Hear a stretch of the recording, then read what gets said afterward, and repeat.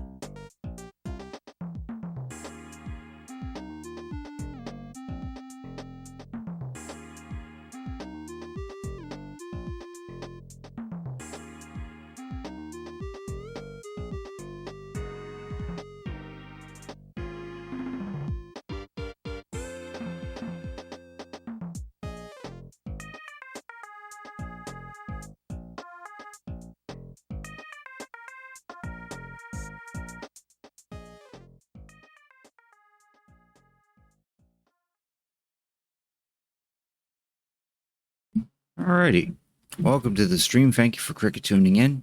I'm Cricketoon, and tonight I'm kind of in the mood to play in some retro games, so I'm So I'm just going to play some retro games.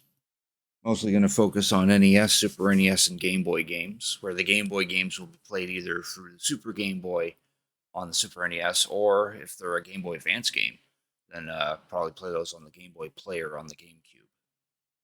And I'm open to any requests on that front. I'm mostly focusing on my real hardware stuff, but possible that I could also do some emulated stuff as well. Just give me a sec to post that in the chat.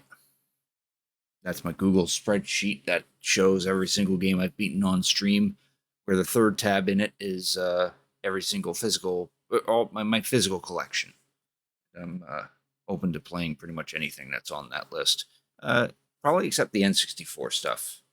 Mostly just want to focus on the NES, Super NES, and Game Boy, and maybe the Game Boy Advance too. So yeah, that's pretty much the plan for tonight. Maybe after 2 or 3 hours of that, and I might hop on. Well, probably not Fallout 4, even though I kind of mentioned that in the Discord. Probably not Fallout 4, but I could hop on Fallout 4. But might also fire up Final Fantasy 6 and stream my grinding. Still trying to get to Celestriads in that, and that's still taking a while. Though I meant to do some of that today. I mostly spent all day playing Genshin Impact, trying to get a whole bunch of quests that I wanted done and over with. But yeah, so yeah. Right now I got the NES hooked up. I'm trying to decide which game to start off with on the NES. So bear with me here. Not sure what I really want to play on. I know I want to play something, just don't know what. Legend of Zelda would probably be nice. Something quick though. Maybe a platformer. I was thinking Ducktales, but then I remember that Twitch likes to mute the moon level. Twitch doesn't like it when people play Ducktales for some reason. Recently got Crystalis. I played that on stream through the NES app on the Switch. I could start with a Mega Man, I suppose.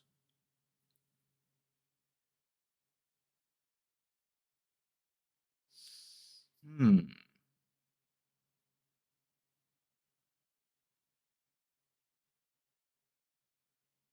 of the Mega Men probably would be an idea.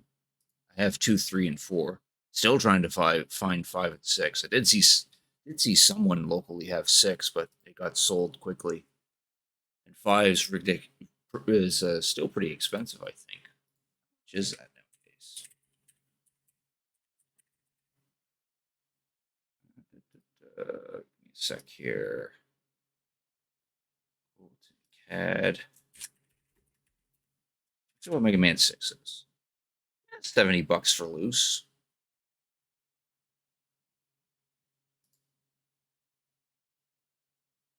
Oh, that's Canadian price. American, I think it's like 50-ish. And one loose sold for $50. And the most recent sale was today for $72.22. Oh, Mega Man 5.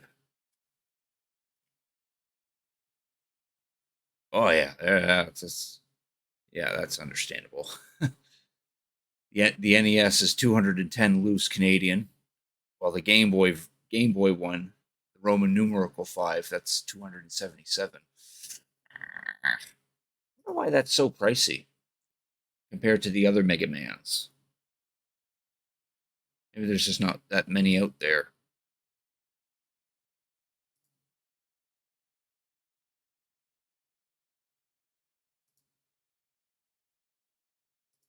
It's pretty crazy. Game Boy. I really want to get a copy of the Game Boy one, but yeah, knowing that loose it's like $270. That's something. I did see like 2 copies of Mega Man 5 pop up around in my area, but they wanted like 250 for them, which is understandable now that I see it on price charting. Oh, let's see. Let's look at this list again.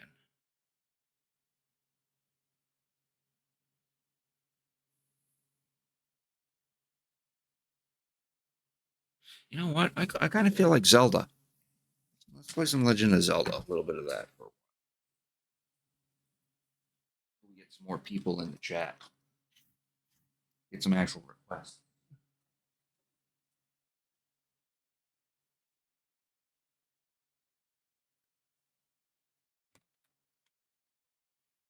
All right.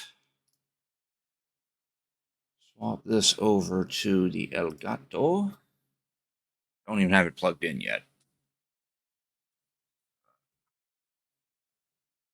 First, we gotta hope that the NES actually does its thing.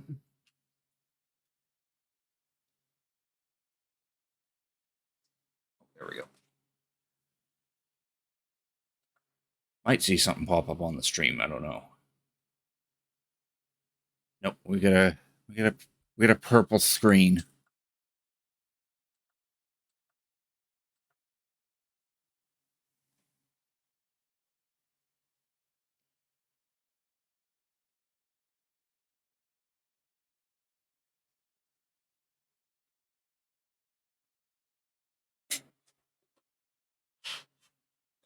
Consider getting another NES.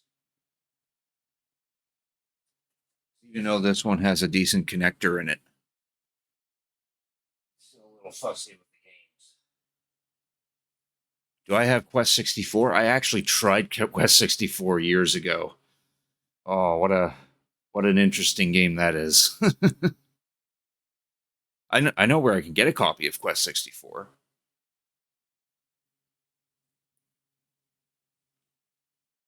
I know the place where I get my retro games. He's got a copy of that kicking around somewhere.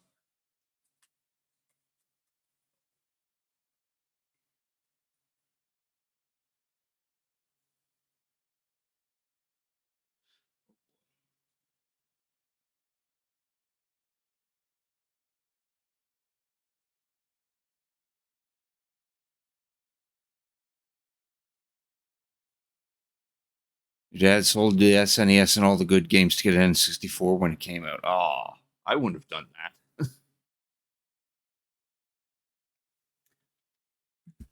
Just N64 and Quest 64. Oh, what a game to start your N64 adventure on.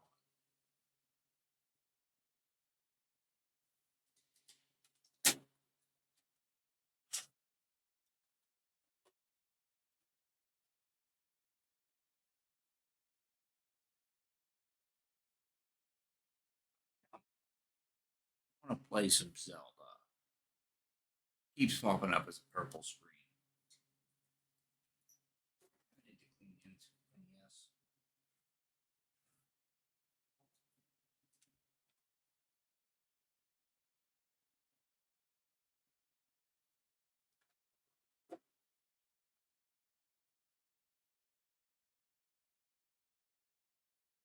Hey, Penguin with ADHD. Thanks for cricket tuning in. I appreciate it. How you doing tonight?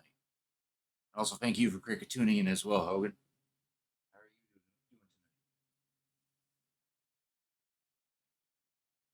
tonight? That's good.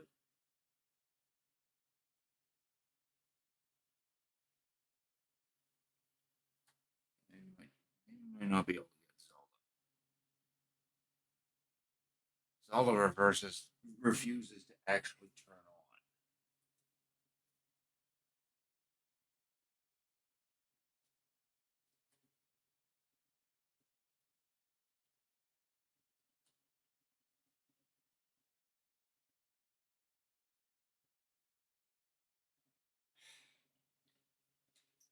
Try a different game. Different game to see if we can get my N64 to spark on. That's Kirby. Flush Crick. I see the Flush Crick. Give me a sec.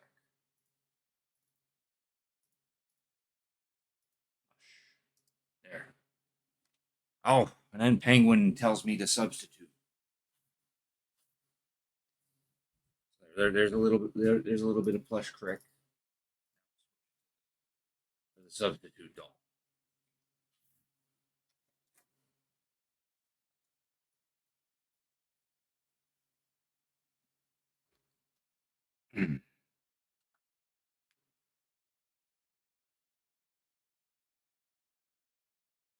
Well, there's Kirby. We got Kirby to work at least. Why is it not coming up on this end?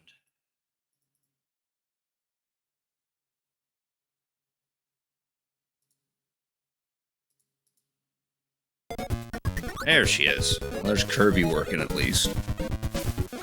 Kirby isn't what I wanted to play. Plug that in to see if we can get Kirby to or get the NES to work.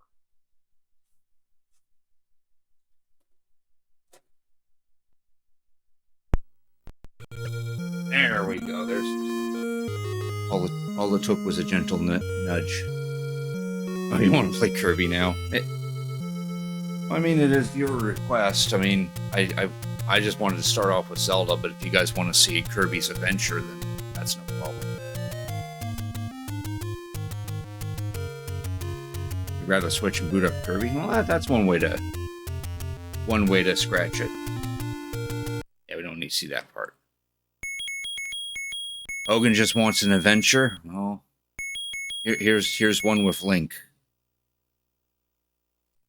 In fact, let's even do a new save and give it a whole name. What name we giving Link?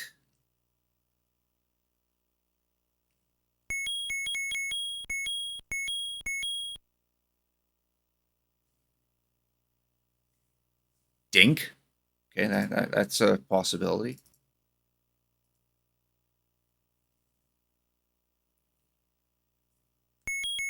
Oh, that's too loud for me.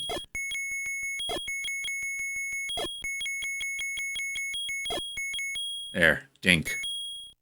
Let's do this.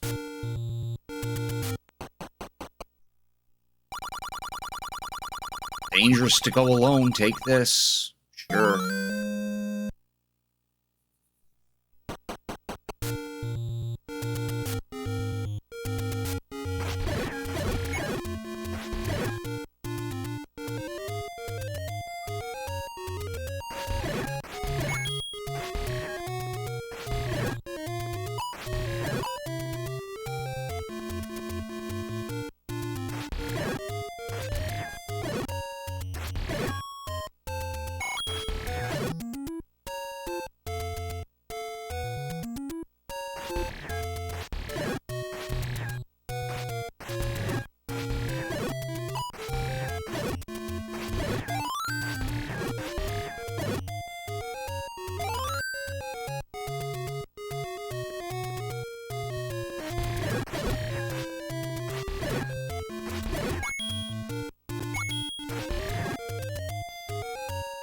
I know I'm going the wrong way, but I'm just trying to kill various enemies to get hopefully get some bombs. Let's get the bombs as soon as possible.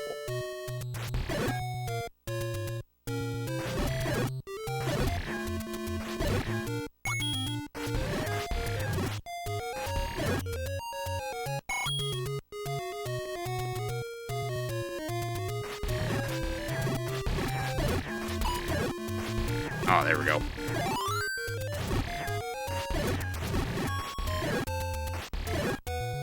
These other one fairies look like Wilma Flintstone. They do kind of look like her, yeah.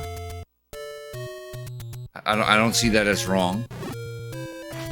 It's actually hard to tell if they even look like fairies.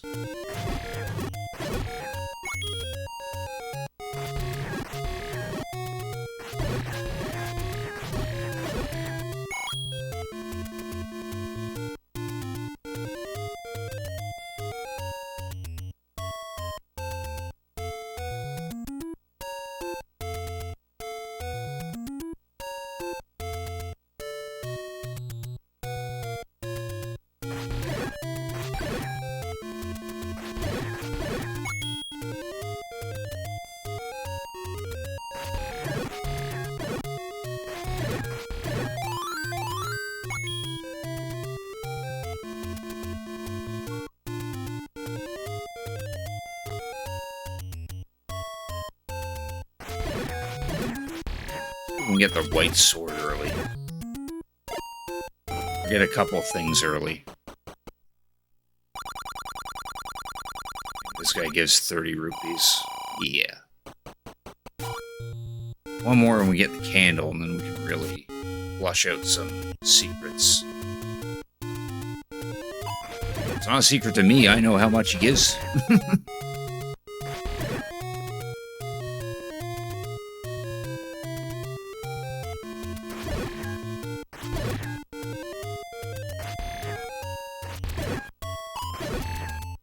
There we go. Let's go get ourselves that blue candle. And we can start burning. Then we can start burning down trees for profit.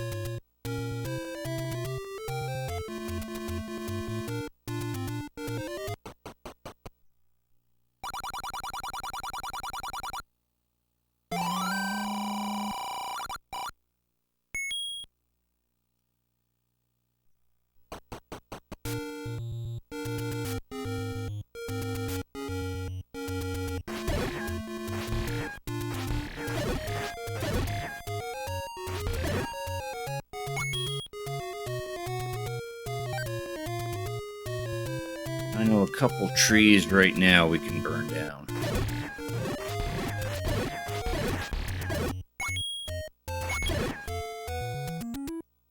One with the Japanese adventure? Or the Japanese version? Okay. There is... Well, I probably would have noticed if there's regional differences. I mean, I like to look up the occasional game on the cutting room floor. Nice little website that is.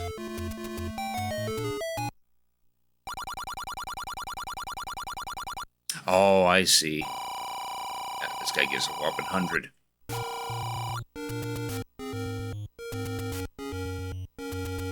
Allow us to get our big shield right about now.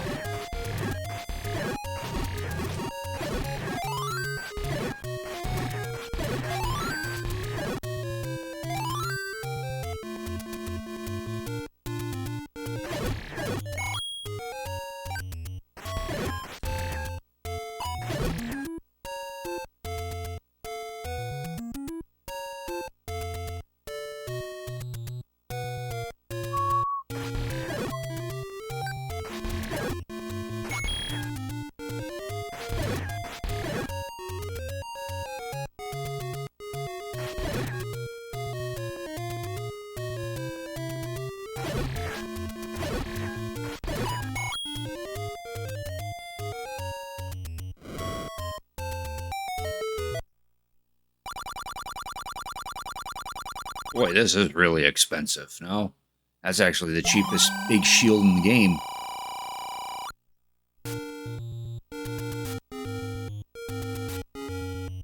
Alright, now which tree was it? I think it was this one. Nope. One of these trees leads to one of the old men that gives you either potion or a heart. Ah, there it is. Always go for the heart, though. If you don't go for the heart, then you won't have full life.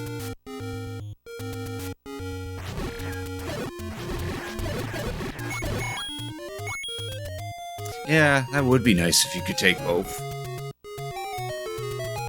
Another moblin with money.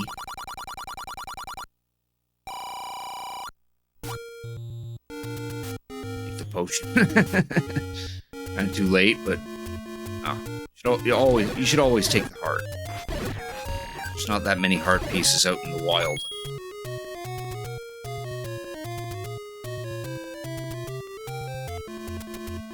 Speedrunners take the potion? Understandable. Well, yeah, because that would allow them to outlast certain enemies.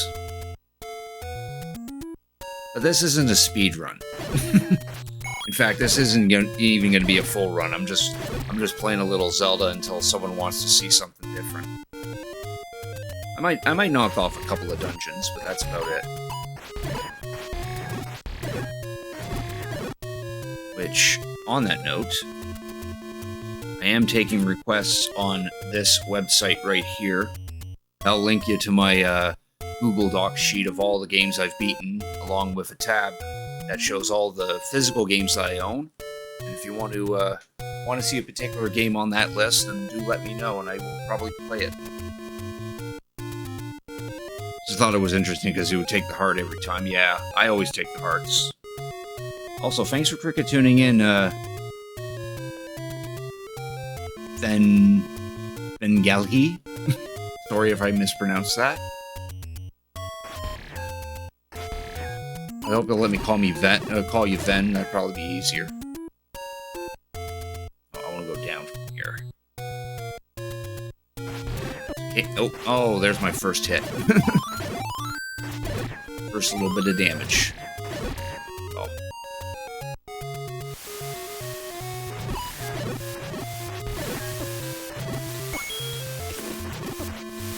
Stop bumping into the levers already. That's a Bad News Baseball? Yeah, I can give that a shot.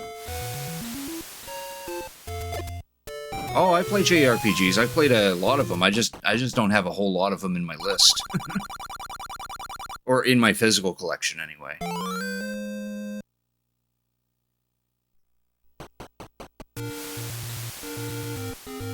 I could try some Bad News Baseball later.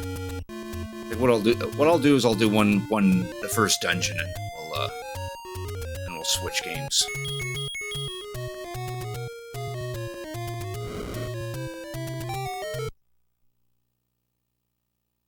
Ah, yes.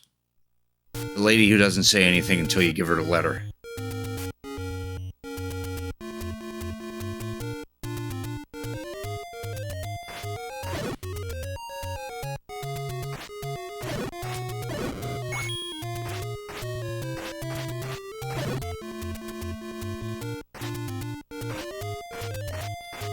Oh, I wanted the heart. Just tell me in chat.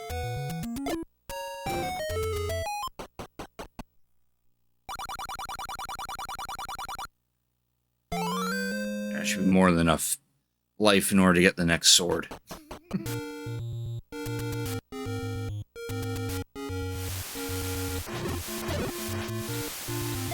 On this ball too. Get some more rupees.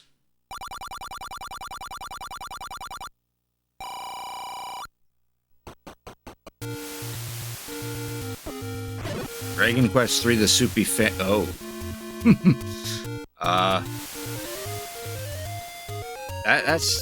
That's not physically playable. I do have that on emulator. To be honest, I'm cut up for on the note of Dragon Quest III, I'd probably wait until that 2D HD remake that's gonna come out in the future before I dabble into Dragon Quest III again. I have played the mobile version that's available on Switch. But yeah, I don't have a physical copy of that, but I would play a little bit. You think it's already out? Jeez, I haven't heard anything about it.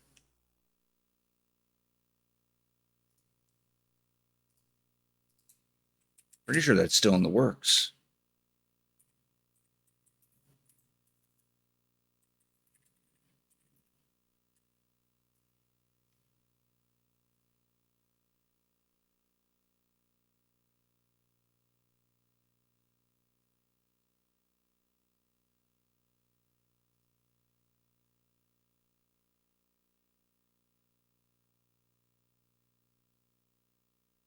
Yeah, I don't think there's a set release date for that. Because back in 2021, when they did the Dragon Quest 35th anniversary event, they announced both Dragon Quest 12 and HD 2D remake of Dragon Quest 3, but there's no telling when's going to be released first, and they also haven't given out a release date on those yet.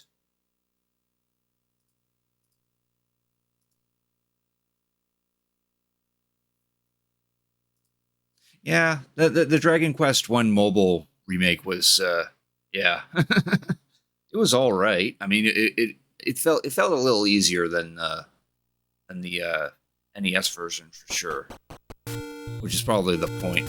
Make it a little more playable.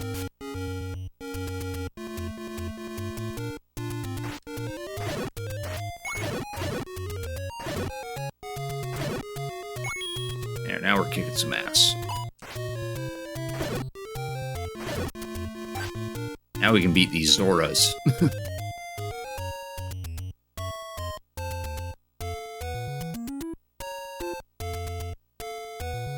Yeah, there isn't much to Dragon Quest 1 for sure. I would only play the NES version for nostalgia. Oh wait, there's a secret here too. I forget if it's an actual good secret.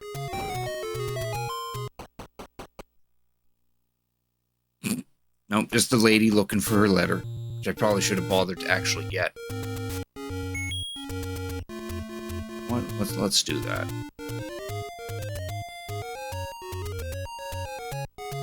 Well, I didn't, because Square Enix probably wanted to make more money out of it. Because in Japan, the Dragon Quest names, it carries a lot more weight in Japan than it does in North America. Which is kind of the one reason why Dragon Quest 3 is getting an HD 2D remake, because it's a noteworthy game.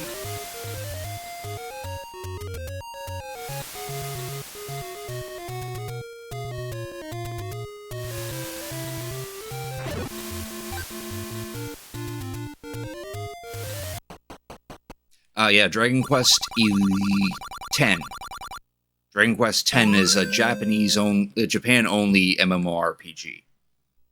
There are ways for English players to play it, but it requires some workarounds, and it also requires that you don't actually say any English in the chat, or you might get kicked.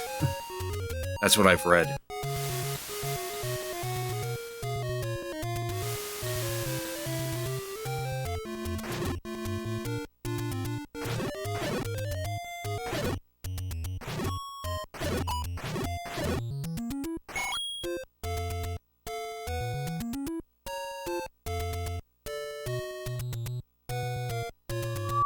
Don't worry, I'm slowly making my way to level 1. You know, I literally just walked past 2 and 8. Start off learning Japanese then. It probably would help. Not necessarily a requirement, but it's just that from what I've heard, the Japanese players don't take kindly to a lot of English being typed in the in-game chat. But there is a North American community within there, and they mostly keep to themselves, but they do have some Japanese players helping them out and such. So it's something worth looking into if you really want to play Dragon Quest X. I keep wanting to call it 11, but I know 11 is the recent one. All right, let's go wreck level 1, and we'll try out Bad News Baseball. I know that game's a little fussy to get to work.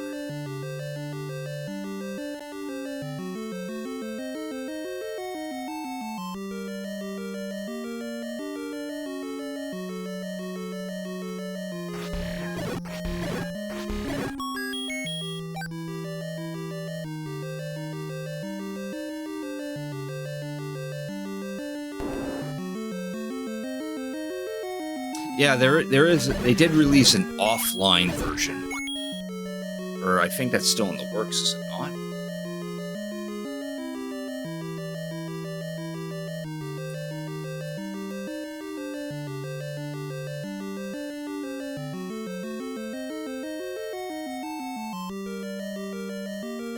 Yeah, I know it exists. It came out in September 15th, but apparently only in Japan.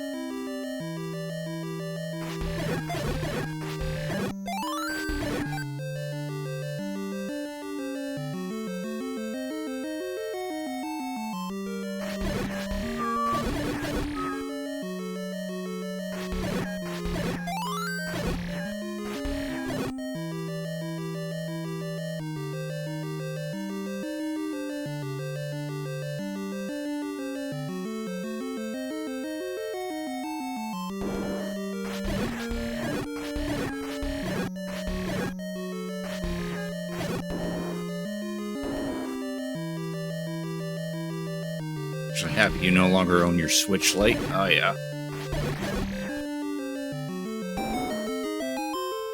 Yeah, I still got a old Switch.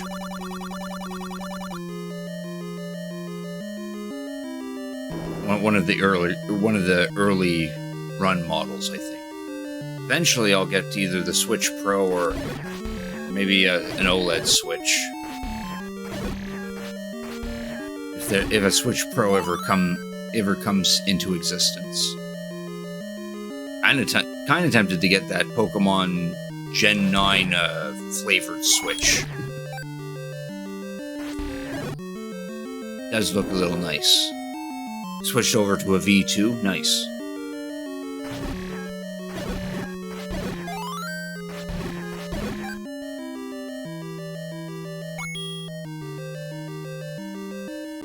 Pre-orders are sold out. That's understandable.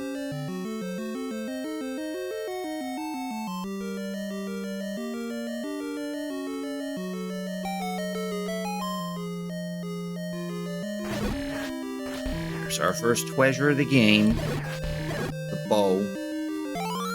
So we don't have any arrows, so it's completely useless until we get some arrows. Probably should have picked some of those up.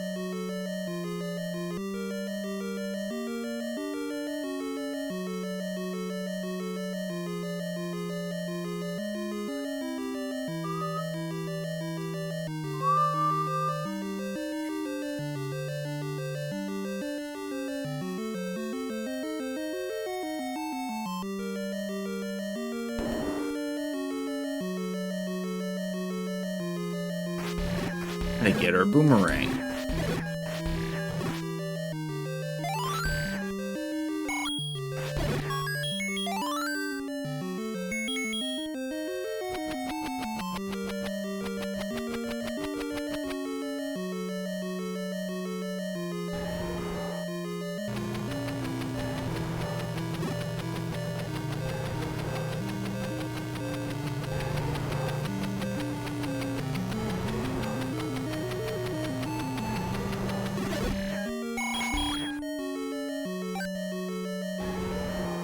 Alright.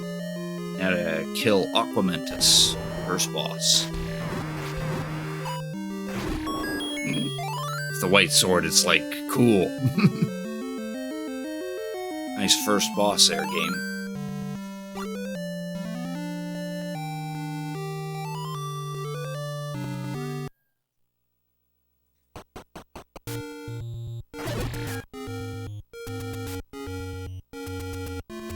Yeah.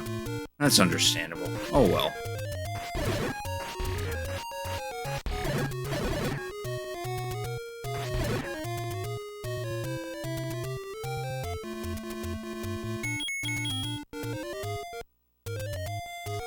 Oh, and then I neglected to put in the second controller so I can actually save.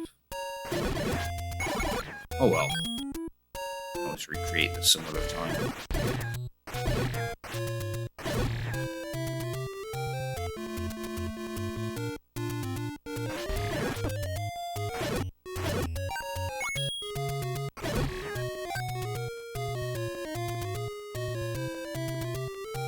Yes, could get the arrows. Yeah, no, I just realized I can't save unless I let myself die, but I don't feel like letting myself die.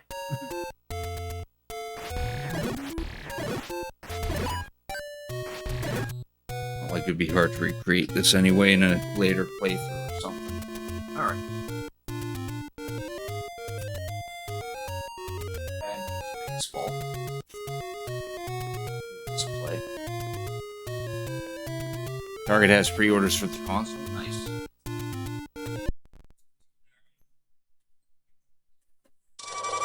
Zelda 1 for now. Oh, there's Reno.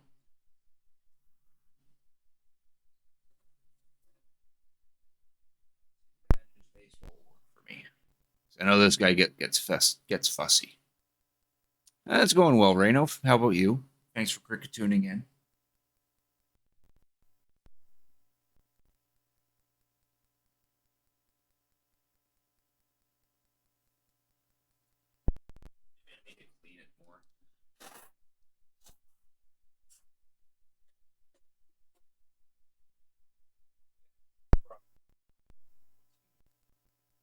Oh, there we go. Ourselves a baseball game.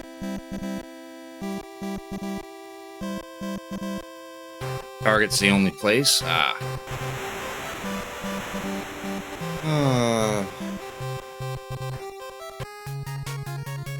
all right, what team am I picking? Got San Francisco, Los Angeles, Atlanta, Chicago, New York, St. Louis, Minnesota, Oakland, Texas, Boston, Detroit, and the only Canadian one, Toronto.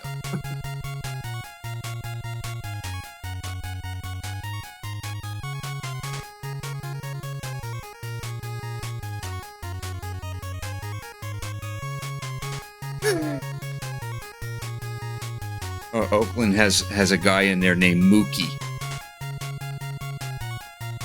I never did really look at the names of these guys. I figured they were just random names, but someone named Rocky, Pedro.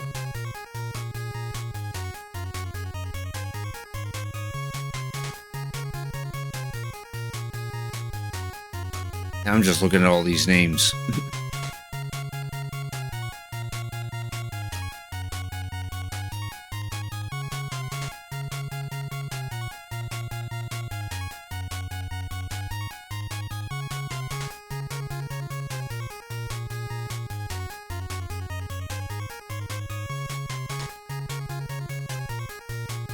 Isn't there a Bo in here? I remember one of these characters named Bo. As in like a little nod to Bo Jackson.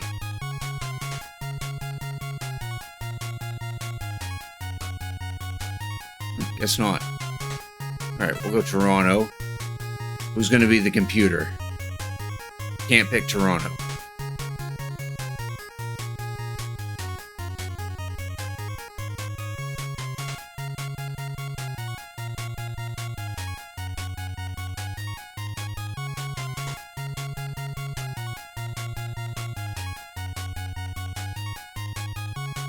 Yeah, it does look really nice. Oh, cool. Just glitched out on me.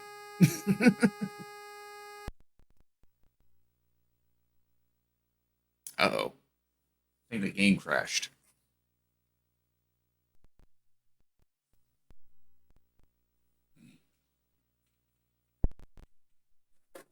Might have to clean this guy.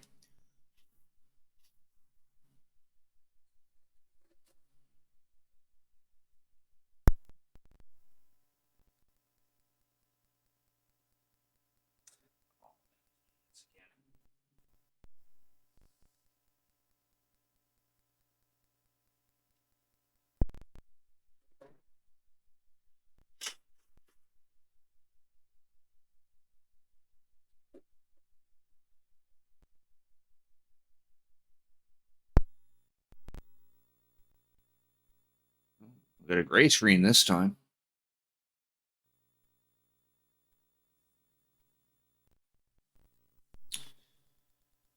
Post this again. Again, that link will take you to my... Ooh, that's a funky green flashing. I'll take you to my Google Docs list, specifically the tab that shows my real hardware game collection, and I'm up to playing to anything that's on this list, except for the N64 stuff. I kind of want to keep it to NES, Super NES, Game Boy, and Game Boy Advance. Which I will point out for the Game Boy and Game Boy Advance, I can play those on the Super Game Boy or the Game Boy Player for the GameCube. Super Ninja Boy. Did a playthrough of that a year ago, and I found and it was getting a little. Well, no, I played it as an emulator on emulator a couple years ago. I do have a physical copy of it. This will take a while because that means I have to whip out the Super NES.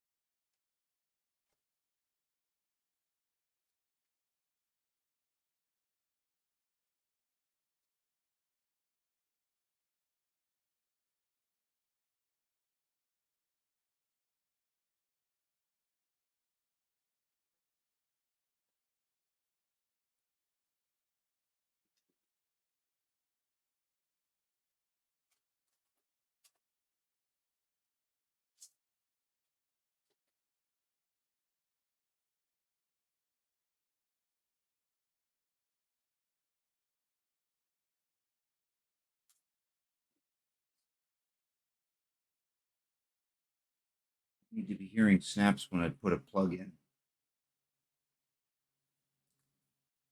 That's a big no-no.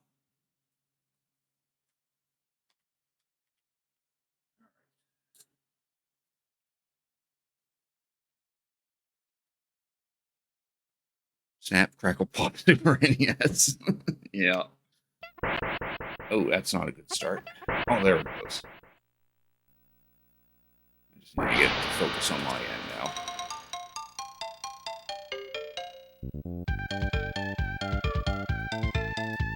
So thanks for cricket tuning in, Green Eggs. How are you doing tonight? We're just going to play a little dab of the Super Ninja Boy.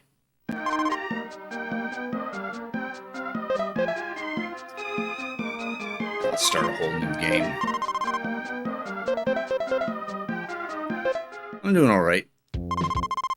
Joyful people are living happily in Chinaland. One day, trouble arose in the peaceful country.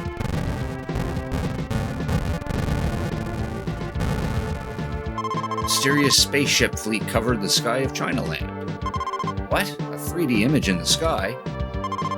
Hello, people of Chinaland. Don't be scared. Please don't be scared. We're on a universal peace mission. I am the leader, Rubadon.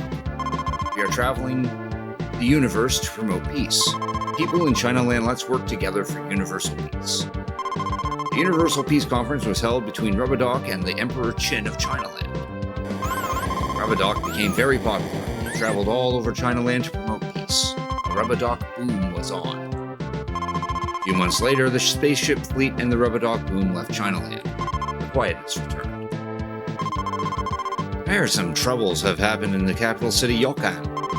They were crazy about peace a little while ago, but troubles now? Anyway, looks like we got a job to do. Let's go to Yokan. Oh, I don't like how this game is actually changing its resolution every time I go into a screen transition. So yeah, this is a little RPG where you play as Jack or Ryu, a pair of ninja twins.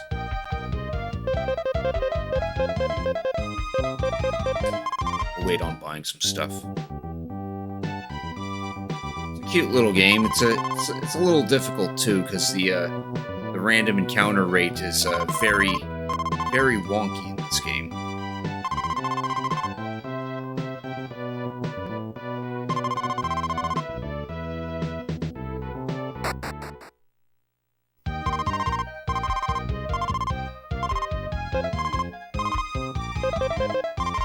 Convenience stores where we'll end up if we die. Also, where we can revive our dead player or change the player mode or get a password.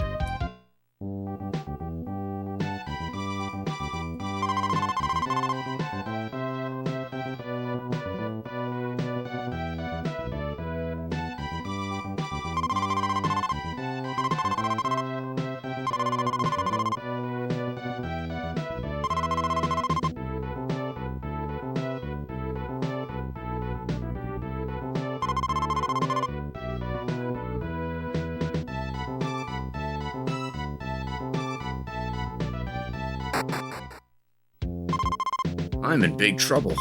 What's the matter, Your Highness? Robbers from Mount Sandpin in the east broke into the town and took jewelry and the prime workers away. I don't know what to do. Don't worry, we'll take care of him. Go see a prophet in the back of this palace. He's quite good.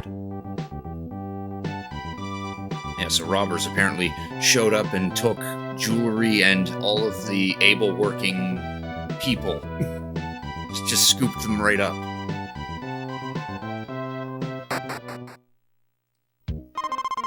I'm Nostradamus, a great fortune teller. I'm here to help you. Oh, can we trust this crabby-looking old man? What are you mumbling about? I'll tell your future now. You have an important task of wiping out robbers. Go north to the cave in the mountain to Horizon Gate and find Rick there. Now take this magic escape leaf. We believe your words, mister. Thank you. Remember, my name is Nostradamus the Great. Emphasis on the true.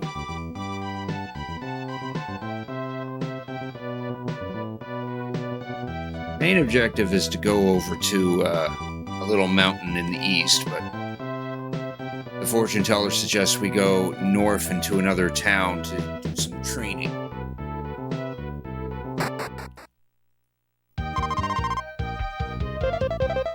The Phantom Gear. Skin Gauntlet. And then a couple sweet buns. We would get the Yukon helmet, but there's actually a treasure in the first little dungeon we have to go through that gives us a free helmet. Alright, let's beat up some enemies.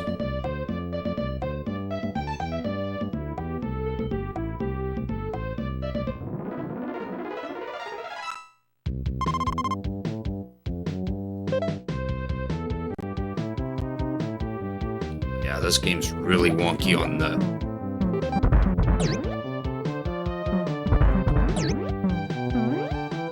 Game's really wonky on the RetroTink. Because again, the game keeps changing its own resolution on screen transitions. It's hardly noticeable on a television or on the feed in OBS, but it's very noticeable on the monitor that I'm playing on. Because the monitor almost tries to switch its source every time it blanks. So I don't get to see the screen for like a good second or two.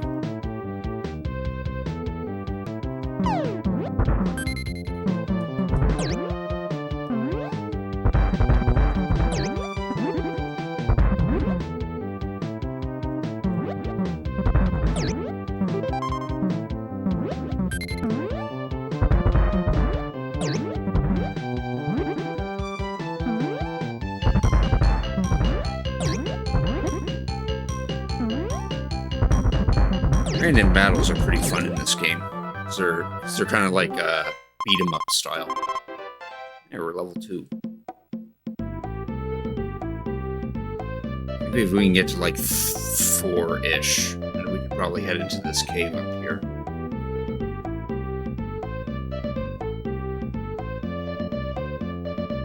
Yeah, this is what I mean by the random encounter rate. Sometimes you get these moments where there's not a single random encounter for like a good couple minutes.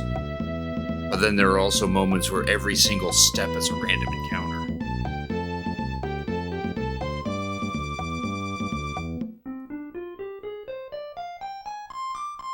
I'm surprised there isn't like a ROM hack of this that actually fixes it up or something.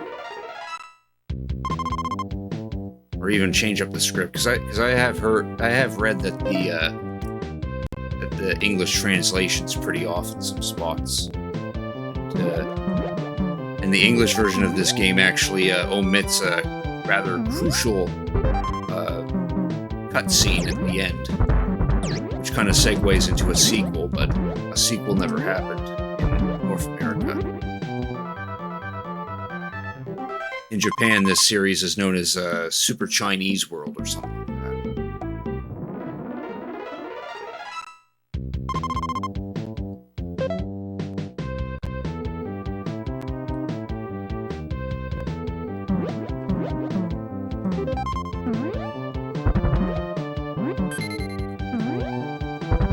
Yeah, these guys are the weakest enemies in the game. Those duck monsters we were fighting earlier put up a better fight. Got to 3.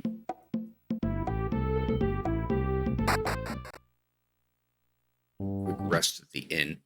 Uh-oh. There we go. Oh, it really lagged just now.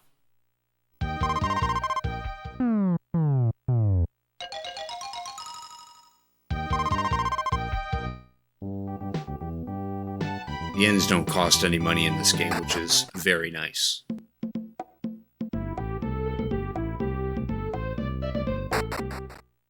Alright, let's go exploring in here.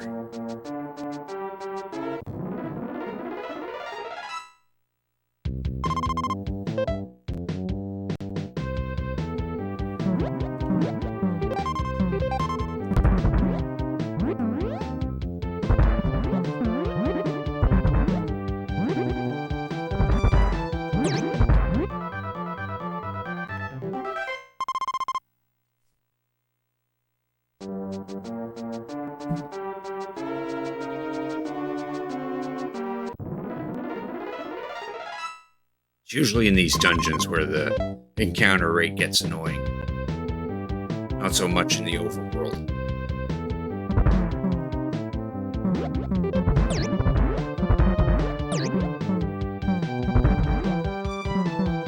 I want to beat up one of these guys.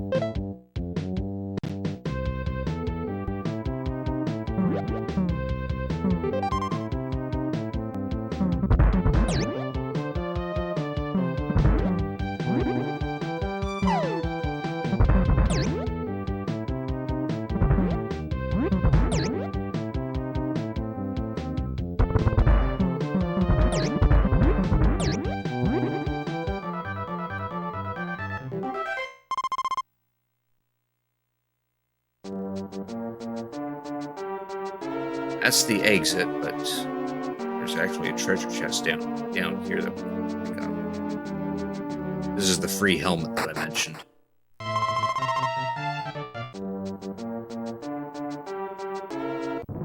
That way that saves us a little bit of money buying that Yukon helmet.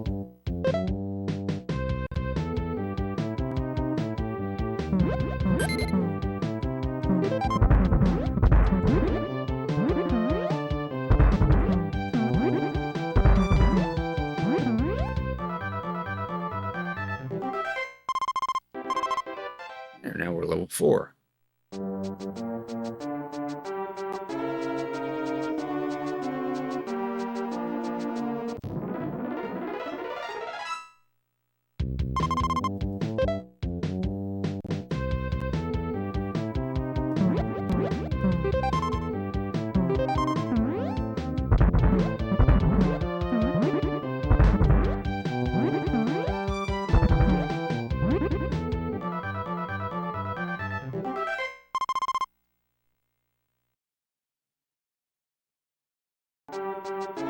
Oh, that's cool. Now the retro... Oh, there we go. Yeah, the retro train just lost the signal.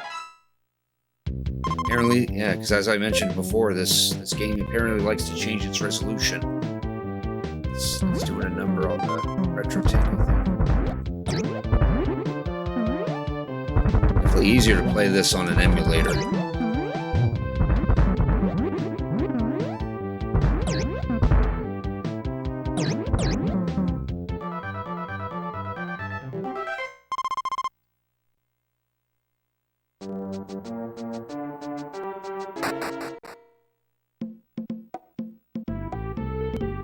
I'm just gonna keep going west.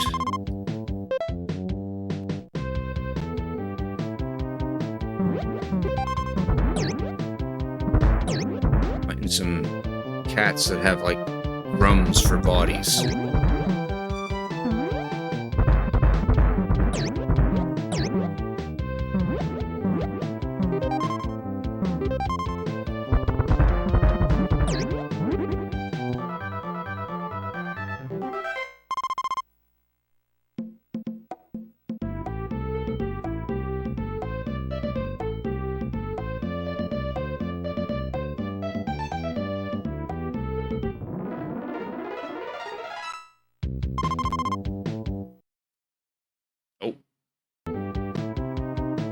Oh, that was a lag spike.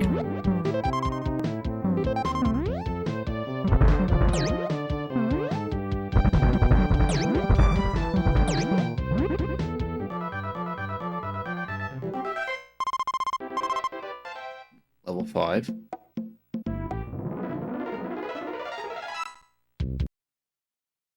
Another one. Wow. This game.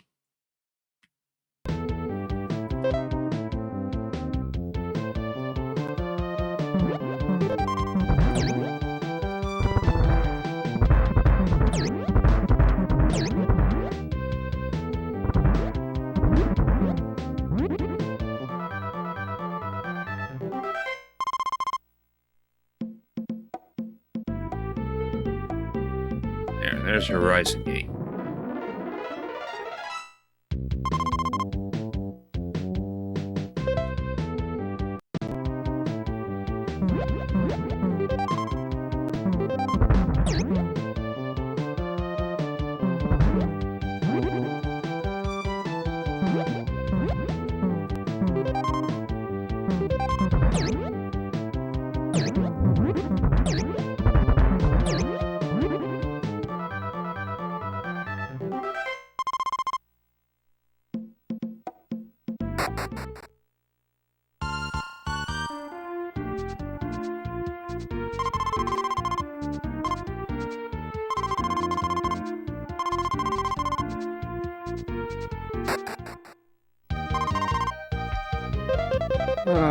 Let's see here.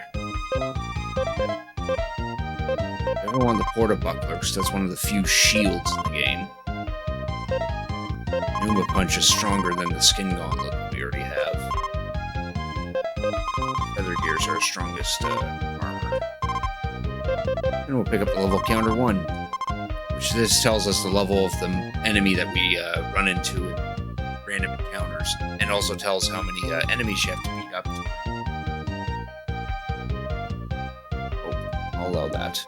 Skin gauntlet, is that a condom? No, I would think it would just be like some leather glove or something. That makes it comfortable to punch or something like that. A couple more sweet buns. And we'll stock up on dragon eggs as well.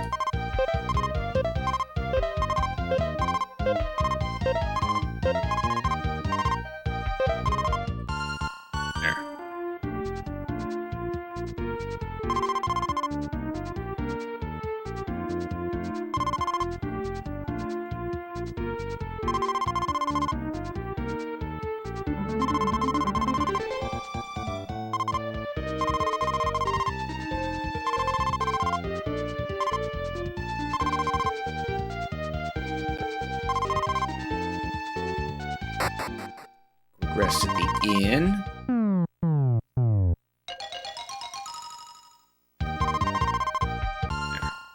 We're now going to go into the convenience store because we're still tied to the convenience store in Yokan, and that can save us a trip if we let ourselves get beat up.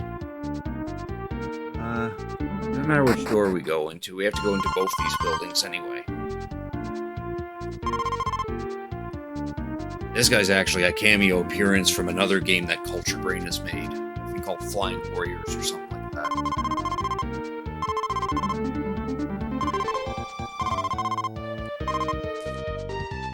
Alright, now we get to do some special field stages, which are platforming moments in the game.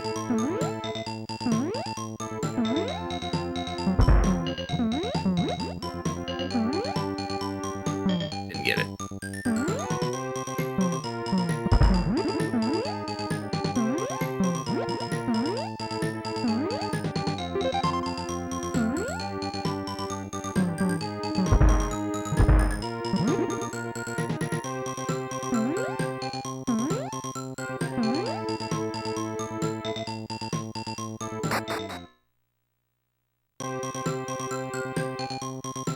This one's harder because we're underwater for this one.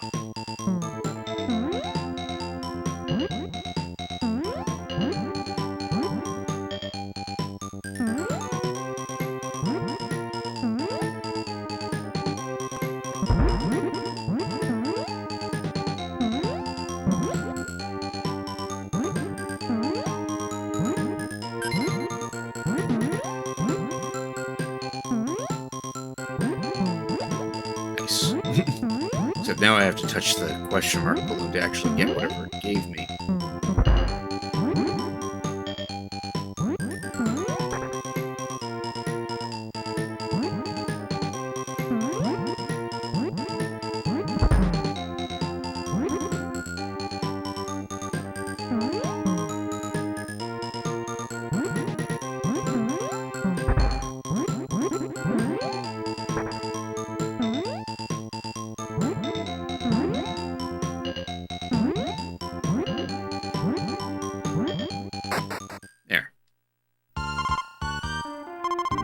Takes ordinary people 3 years to accomplish these.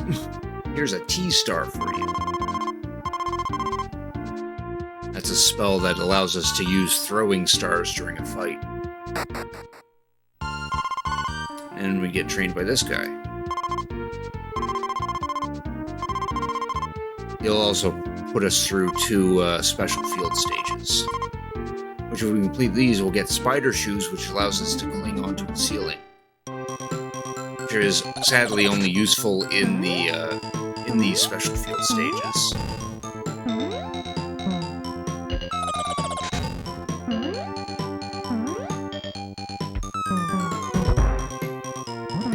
This is your jam. Yeah, some of the music's not too bad in this game. It has some hits and misses.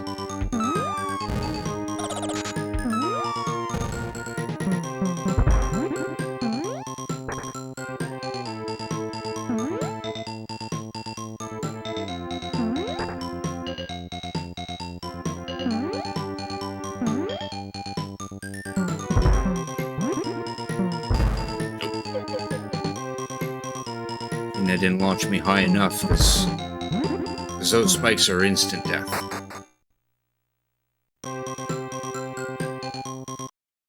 Oh. There we go.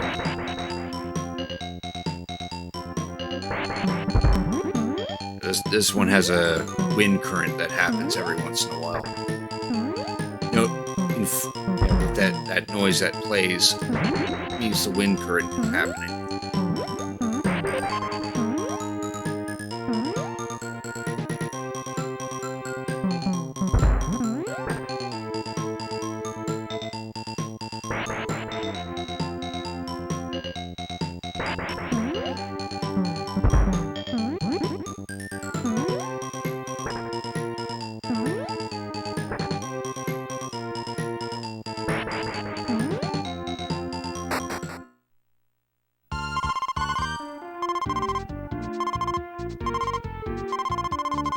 There, we're now done here. We just need to get those 2 items. Take another rest at the inn, and then we gotta walk all the way back to Yokon.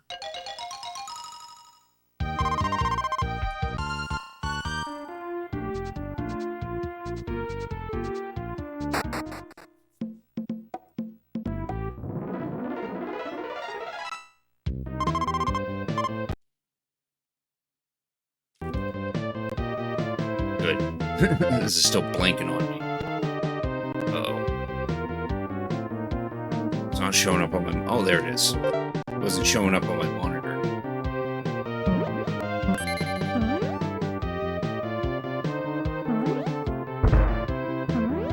These guys can only be taken out with kicks. I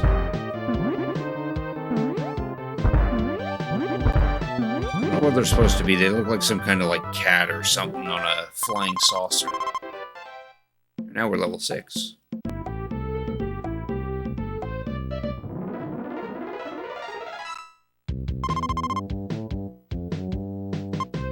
Yeah, there's a level counter down there. The enemies are level 3 and we have to beat up 3 of them. Get the most EXP if we focus more on these red guys.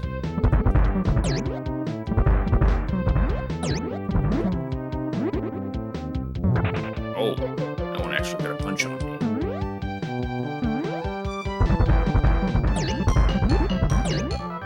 If you're quick, you could get like a 4th one killed off.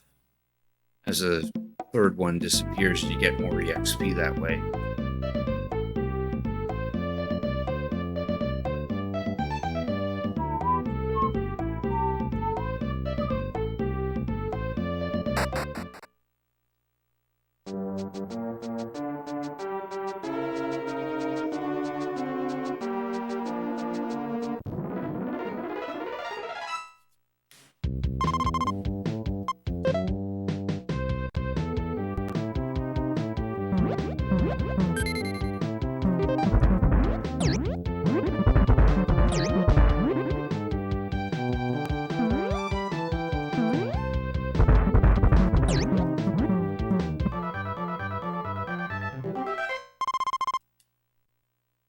This music, yeah.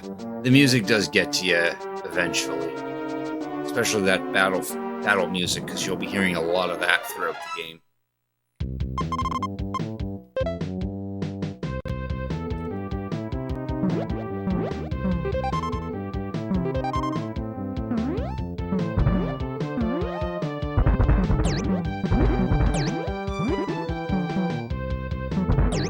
That guy's just stuck in the pit for some reason.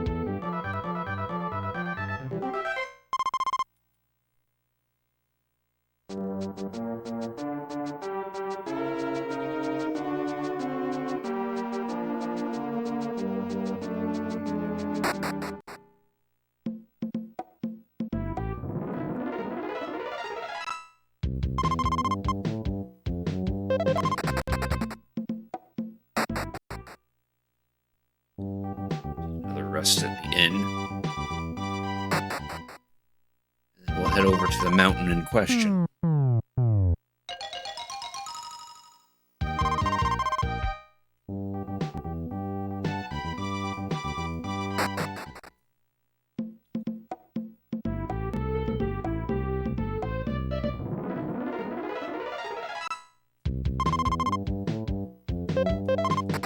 Yeah, they're level 1. We don't need to fight those guys. Uh-oh. The Retro Tink finally had enough of this. Oh, no, there it goes. No sound, though. Oh, that's not a good sign. Oh, there's the sound.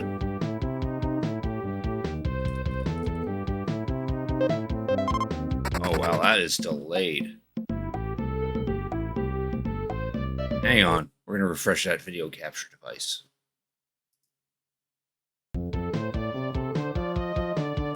There we go.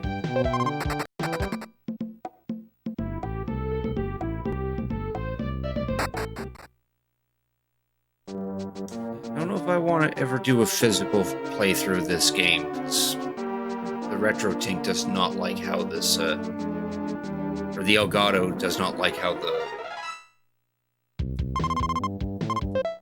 this game is constantly changing its resolution. Probably better to just play it on emulator again.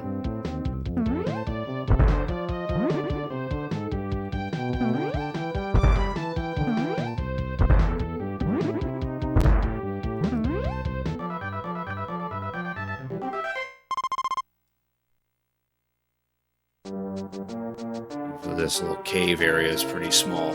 It's only got 2 floors.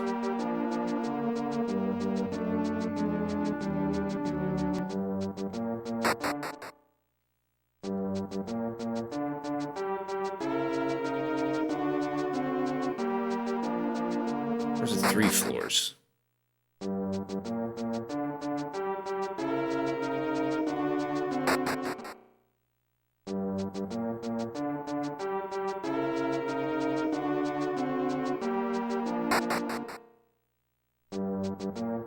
Yeah, here's our boss. Hey everybody, it's party time for us. Let's go get every one of them. All it does is just throws us into a unique encounter with a slightly tougher boss, or enemy. This is the game's first boss, but not its first proper boss.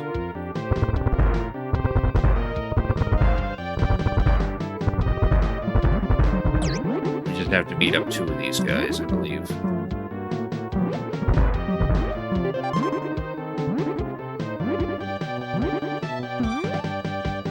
3 of them, I guess. And they have an annoying habit of flying around on their guitar like a surfboard. Can't damage them when they're doing that.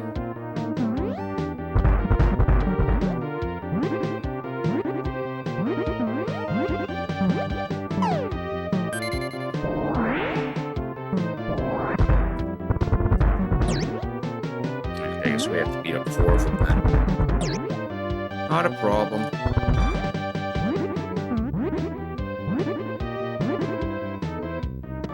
There we go.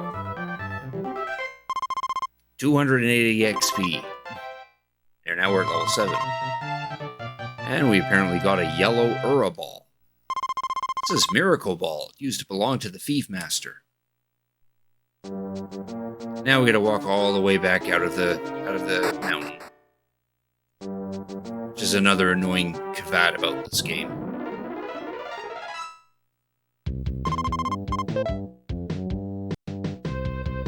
This guy's a funny enemy. Shows up as after images like this. We gotta wait until only one shows up. Then we just hit him a couple times. We gotta keep doing that until he dies.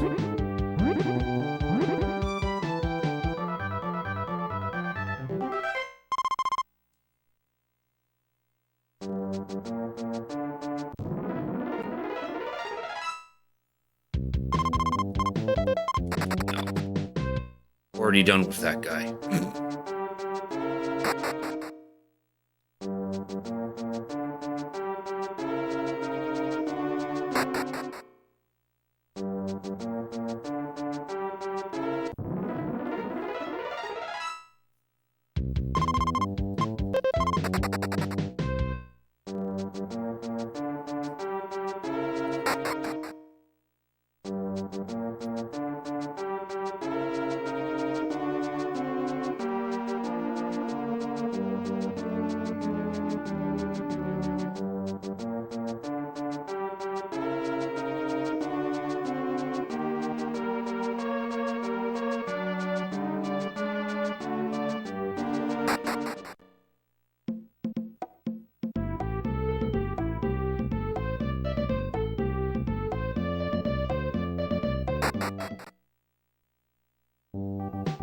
Now everyone has something different to say now that we beat up the people who stole all the able-bodied people. Some of them have different things to say anyway.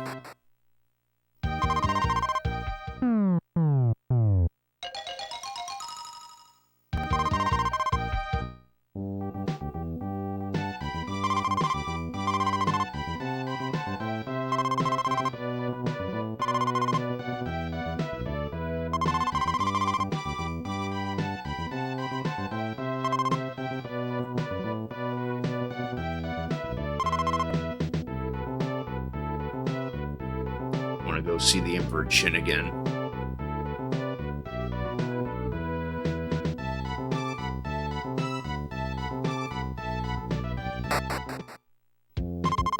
You did it. Thank you. But what is the matter, Your Highness? I heard that the ringleader is hiding somewhere near Edo City on an island called Tamari in the south. Don't worry, we'll get him. Yaha, leave it to us. Yaha, I can do that too. Take this Dragon Blade. It's a great item. Thanks, Prince Bonbon. Wait for good news, Your Highness. Be careful. That Dragon Blade is our first sword in the game. We now use a sword during the random encounter fights.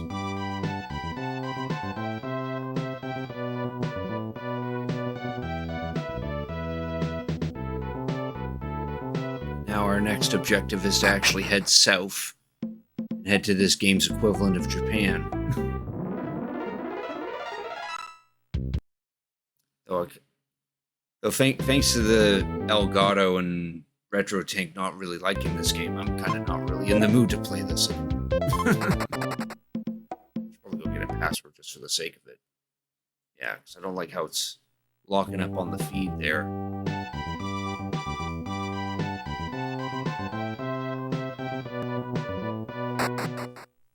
Use this time to post my link again. Click on that to see a list of all the real hardware games that I have. I'm open to playing most of what's on that list. Preferably from the NES, Super NES, or Game Boy and Game Boy Advance lists. Here's our password. Write it down carefully. In reality, you only need the first two letters of the password, RC. That actually gives you a nice save file, or a nice a better state than what I'm in here.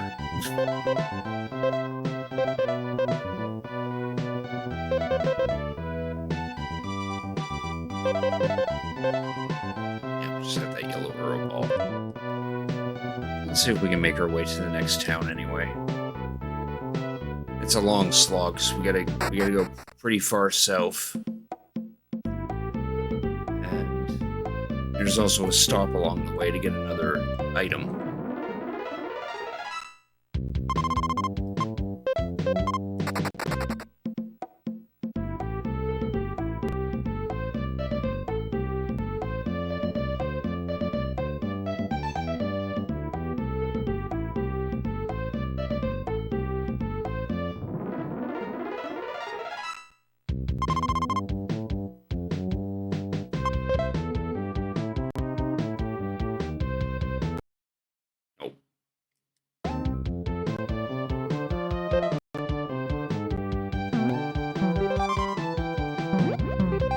There's a sword.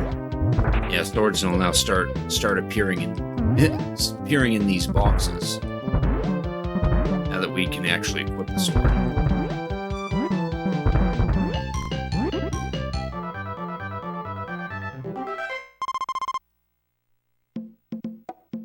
That cave there is our destination, but we're actually going to head down a bit first. Because there's another cave down there that we can go into.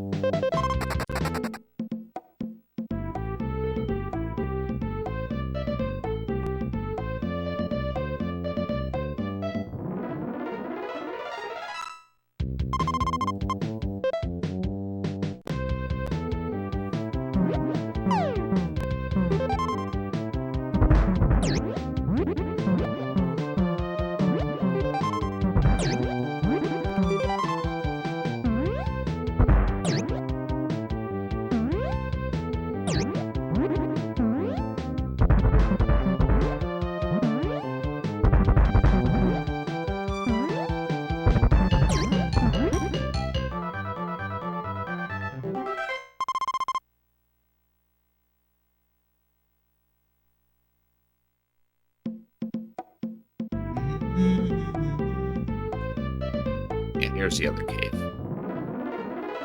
In this cave, we can play a mini game, and if we win the mini game, we'll get a spell.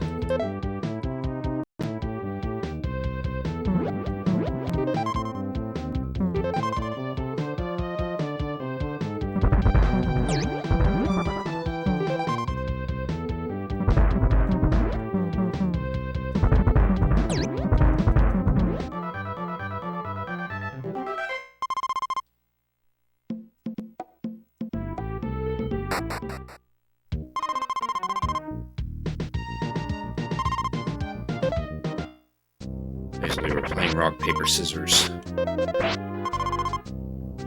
Because I have to beat her 3 times.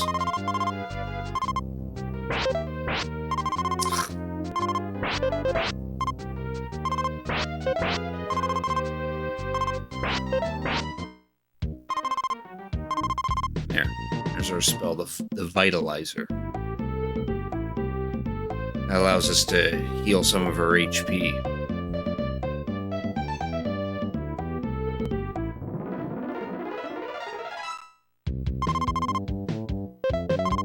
Screw these guys.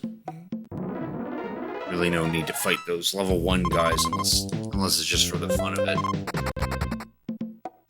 There you saw another quirk about the random encounters in this game.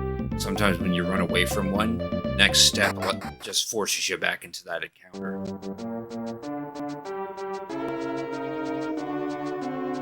Now for another mountain to traverse.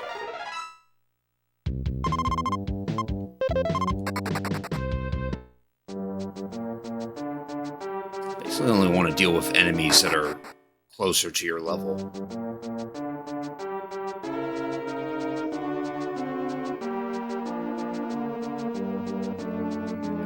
This little cave allows you to play another mini game. Twin Ninja Red and Blue Gems. Want to play concentration? 3 errors and you're out. 100 cent at that play.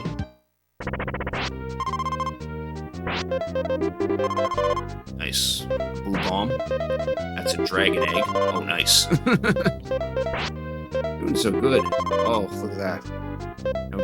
Now we got a capsule. The dragon egg. That's a meat bun. I don't want that.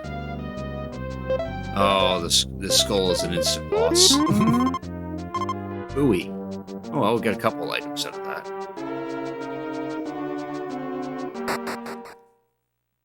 That meat bun would have been nice to have, but I think we can buy those in the next town anyway. If not, we can always come back here and try our luck. Now we're talking. An actual enemy.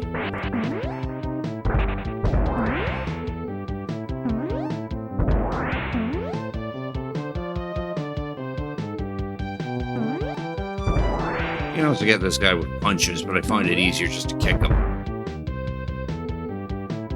And he always follows this pattern, too, where he just hovers until he eventually decides to fly all over the place.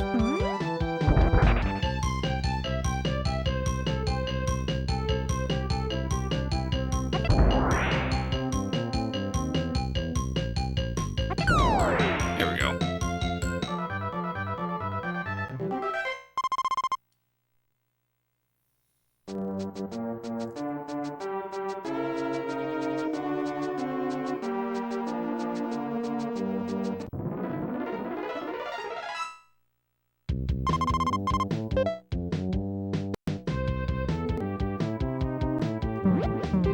Now we're fighting some ogre. This guy's no different than those drum cats we fought earlier. It's just an elaborate palette swap. That's usually what most of the enemies in this game are.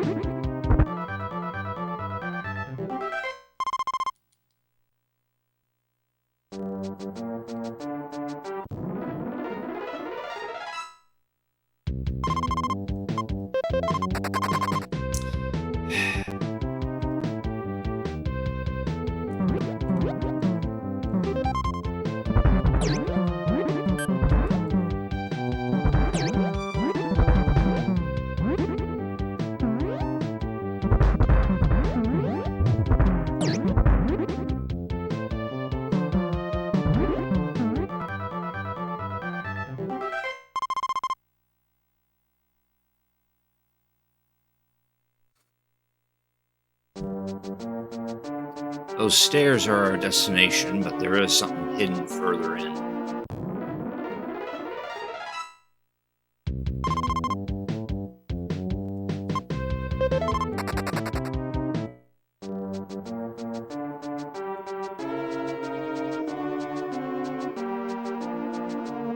Not a very well covered up hidden thing, but there's a hidden thing.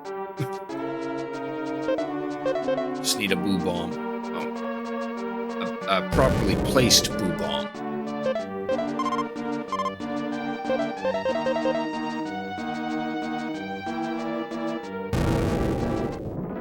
This is going to take a while.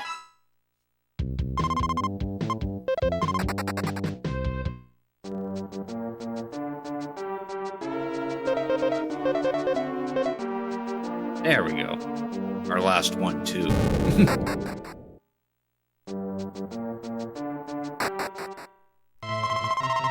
There was a sweet bun in the treasure box. Yeah, all that for a sweet bun that I already ate one of. Oh look, the sweet bun regenerated. Only if I'm capped on sweet buns will that chest actually be empty. It's kind of silly. Not fighting this guy. Using the escape leaf.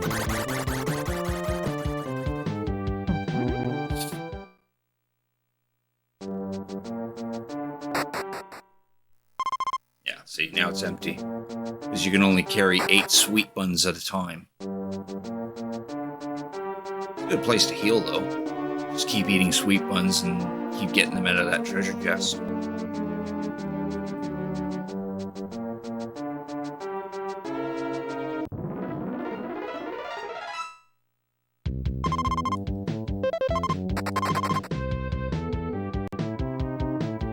This one's not too bad because this guy's paired with these guys. So we can just beat these guys up to get through this encounter. Without even engaging with the bigger guy.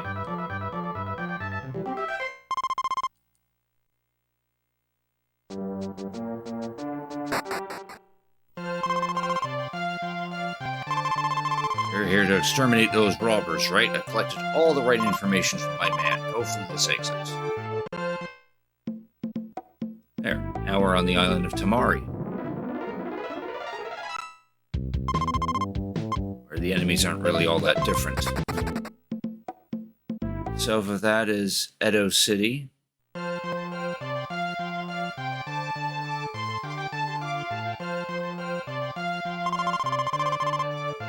He's so tired he doesn't want to do anything. He's gonna take a nap.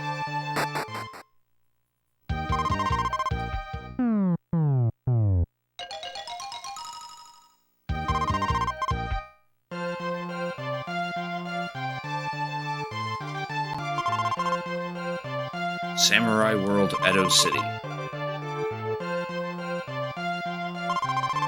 Kidnapped people are coming home all right, but they became idle people. I suspect that the kidnappers cast a spell on these people.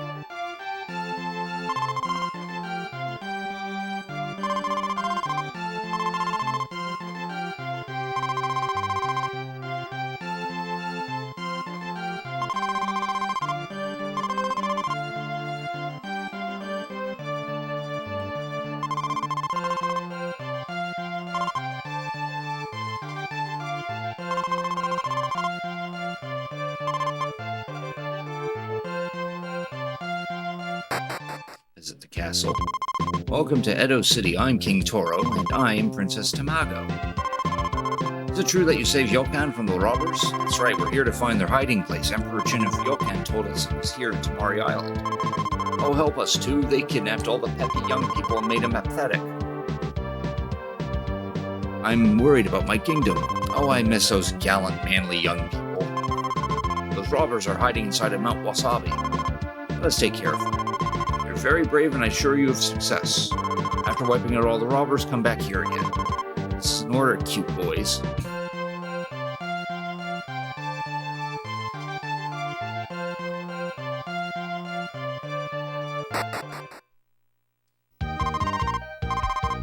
It's a convenience store that's actually worth going into. Now for a new item shop. We can finally buy some capsules, which recover secondary effects like being poisoned or something along those lines.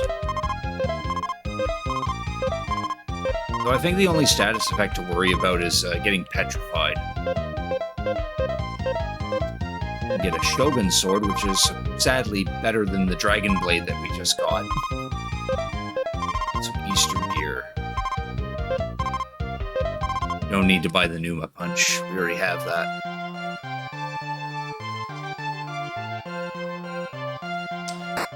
I want to play something else now. Seeing how this game likes to mess up with my monitor and retro tink. Just get that password. Alright. What else I can play?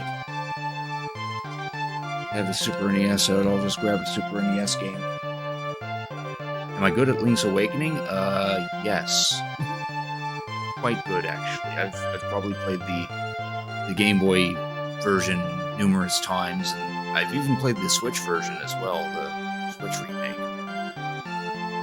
If you want to see me play that, I can definitely play that. Probably better to play that on the Adventure of Link. I don't have a copy of that. I could play that as emulator, or I could actually probably be better to play that on the Switch app. That way I can take advantage of rewinding. I'm not particularly great at Adventure of Link. I think I've only played that maybe twice, and have beaten it twice, but they used copious amounts of save stating and whatnot to do so. Yeah, I'd be down with playing a little bit of Link's Awakening. The best way to play that would probably be from Wait Player, because I have Link's Awakening DX. So at least the colors will show up.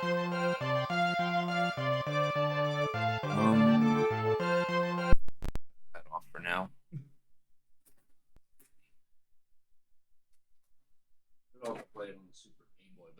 be all colorful.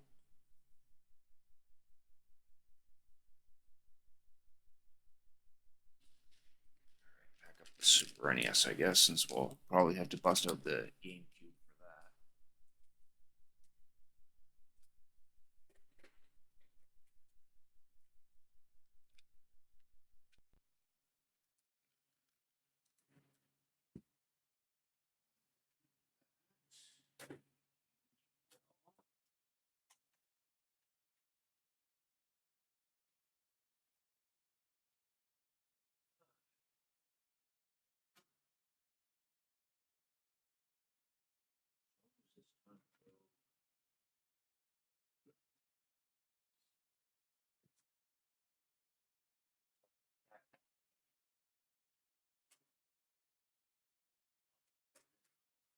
GameCube, there's a whole bunch of dust on it. The only GameCube game I have is Animal Crossing. I also have the Game Boy player attached to it. So I can play Game Boy and Game Boy Advance games on it.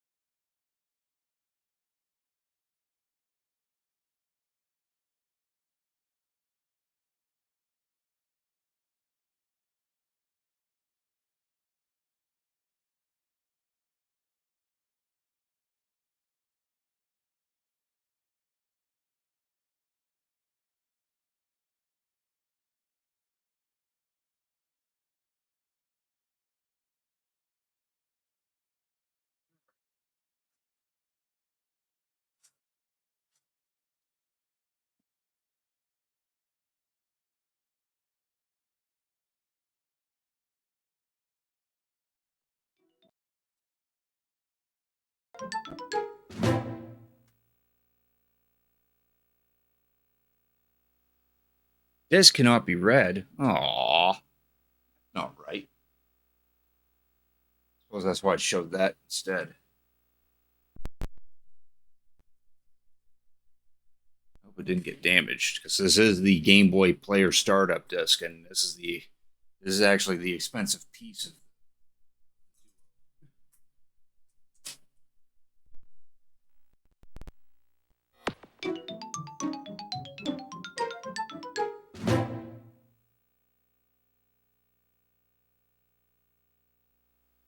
Oh, that's not good.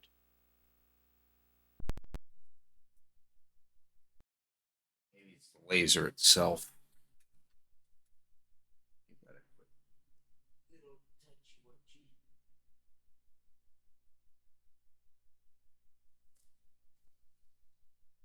Of course, it has been a while since I actually turned on the GameCube, so who knows?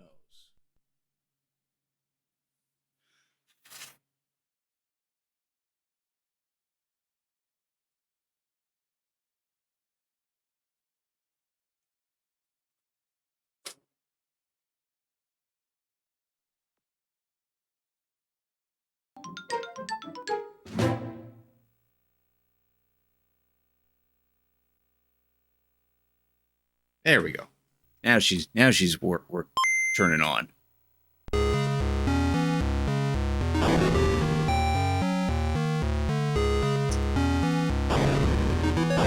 Now we just need to fix the Elgato from not displaying the colors properly.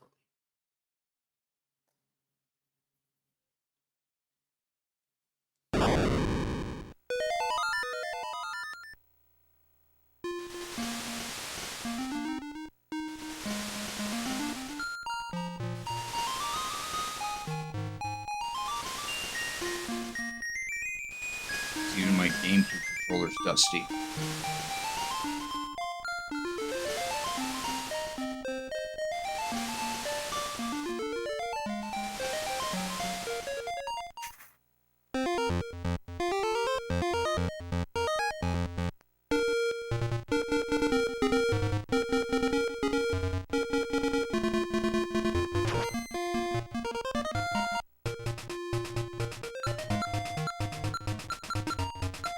We'll just use this one. We'll just play on this one. Not far. We just got our. Actually, let's do the whole shebang now that I think about it.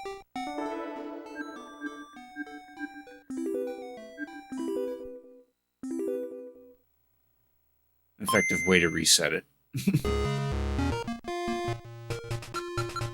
Actually, we'll go ahead and delete this one. Call this one Dink as well. We did on the NES.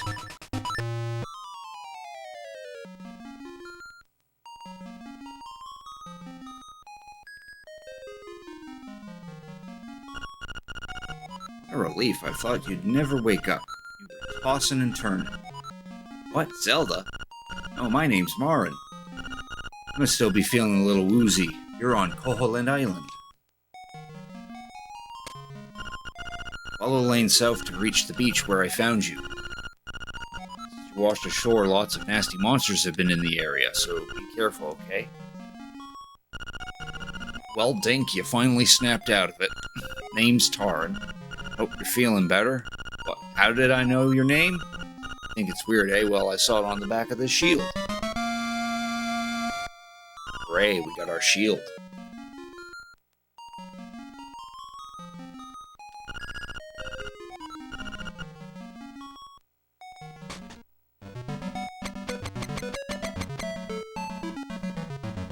It's Bow Wow.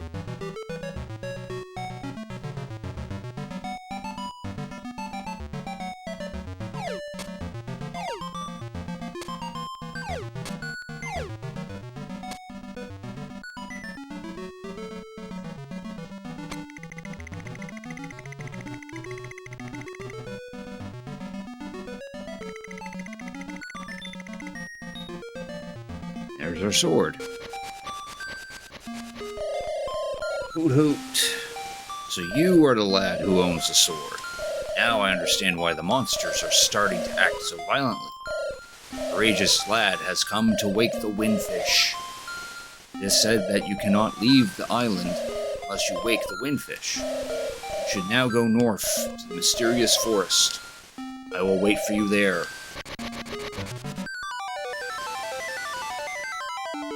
We found our sword. It has to be ours because it has our name engraved on it. That sword has the name Dink written on it. It is the Dink sword.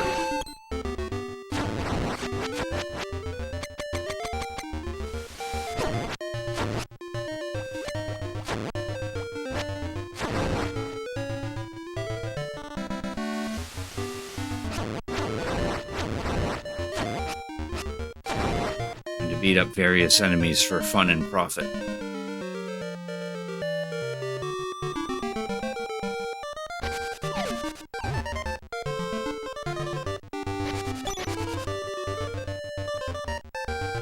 Zelda is overrated. That's a pretty terrible cough you got there, Reno. You might want to go see a doctor.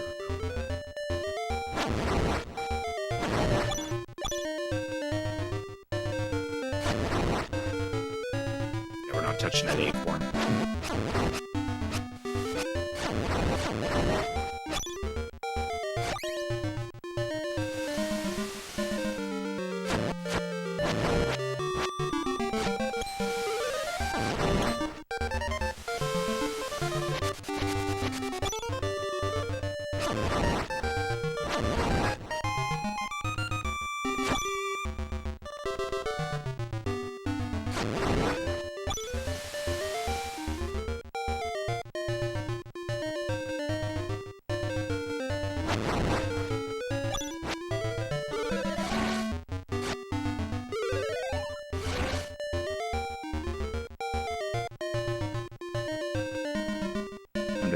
Cut shrubbery for fun and profit.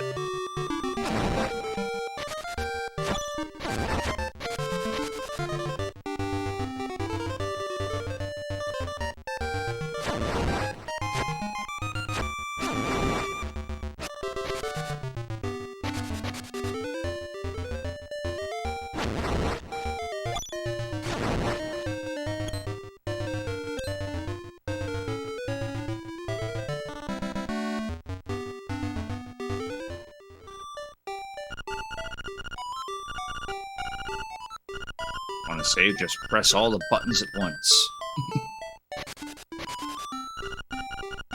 Seems that after you save, you will start at the last door you went.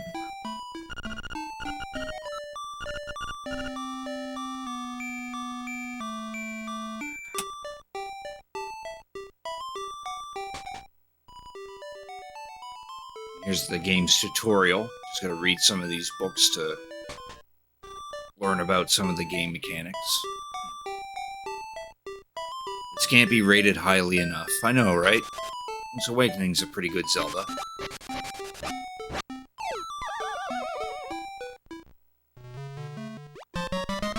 Shouldn't be talking. Yeah, you're always crazy about those Hyrule Warriors.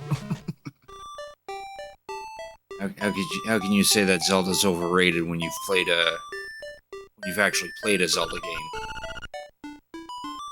One that you actually like too.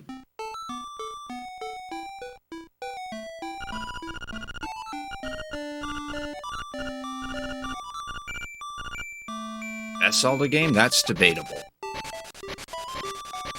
I would definitely put Link's Awakening up in one of the best. Don't know about the best, though. I haven't played all the Zeldas. Have enough rupees for that Yoshi doll? Yeah, 10 rupees. Okay, cool. The rest is just timing.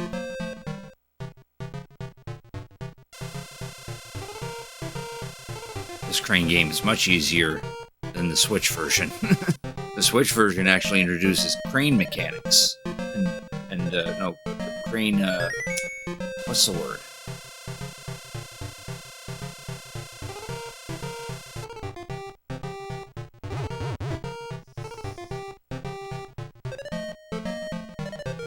Crane physics, that's what I meant to say, yeah. There, we got the Yosh.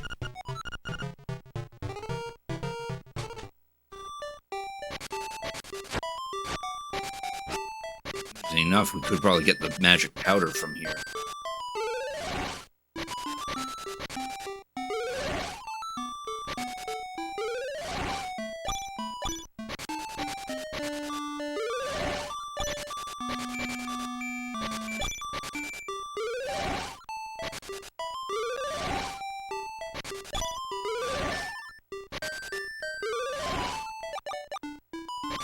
More rupees, less hearts.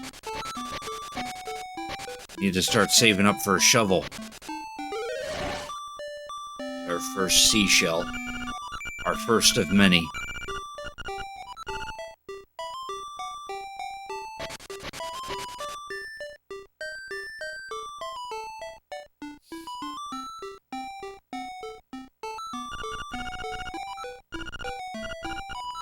Won't be able to lift that with just our bare hands. Also because we don't have bare hands. We have human hands. Maybe if I get myself a pair of bare hands. It's not one of the core Zelda games. It's more of a spin-off. It's Legend of Zelda meets what's that series? I know they're usually referred to as Muso, but I forget what the main game of that series is.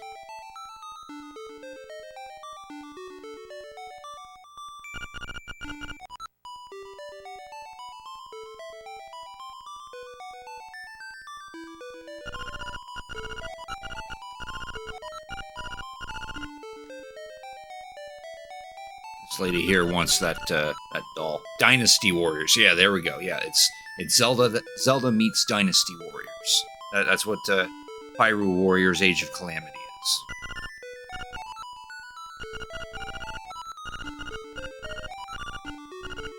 Yeah, it's not necessarily a core game in the Zelda series like Link's Awakening would be. It's more of a spin-off in a sense. Yeah, kind of like a fighting game. Not a tourney fighter, but one of those kind of games where you play as like one person and you have to kill like hundreds upon hundreds of fodder until you reach a boss or something like that.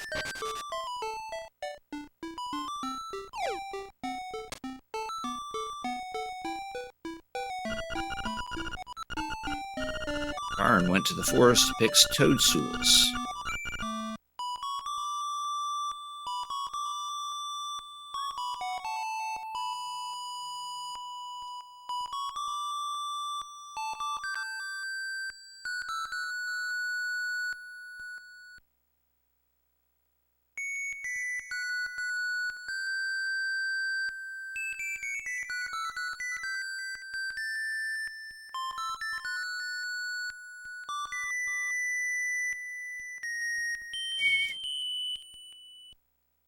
A nice song.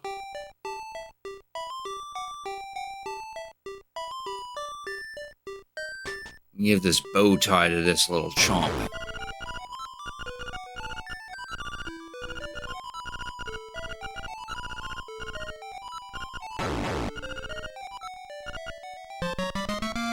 exchange, we got some dog food. It's dog food. It's full of juicy beef.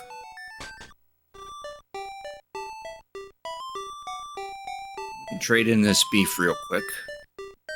That house we passed by back at the beach. Guy in there will want this. Gives us more opportunity to get some rupees. Ooh, there we go. Piece of power. Now we do double damage for a short while. We also move a little faster.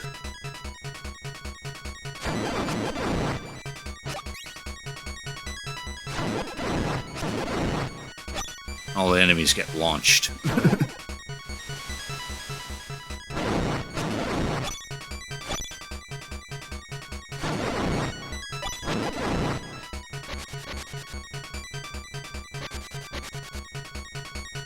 Yeah, going with 3. You mean 3 houses? Fire Emblem game?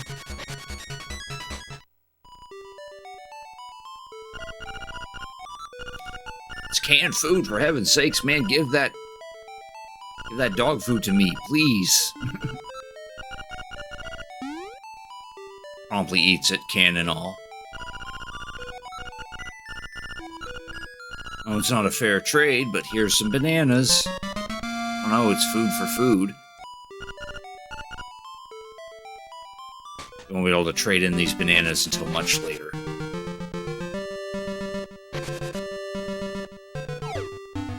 Oh, I see. I think that's the recent one, isn't it?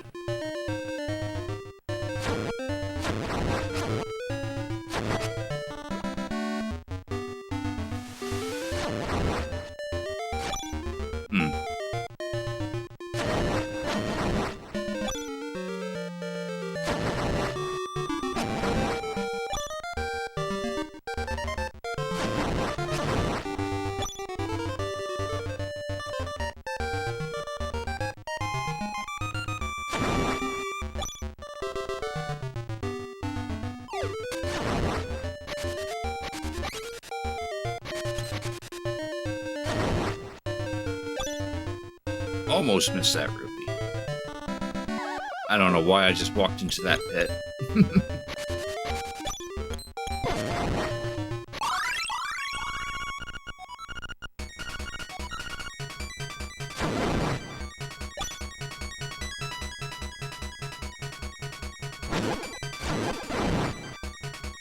Oh, missed that one.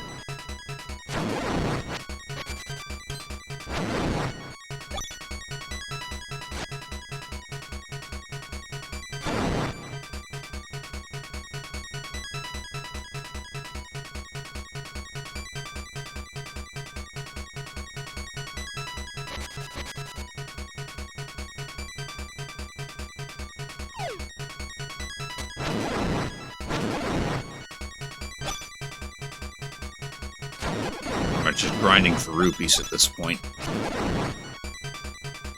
Probably shouldn't have killed him that far.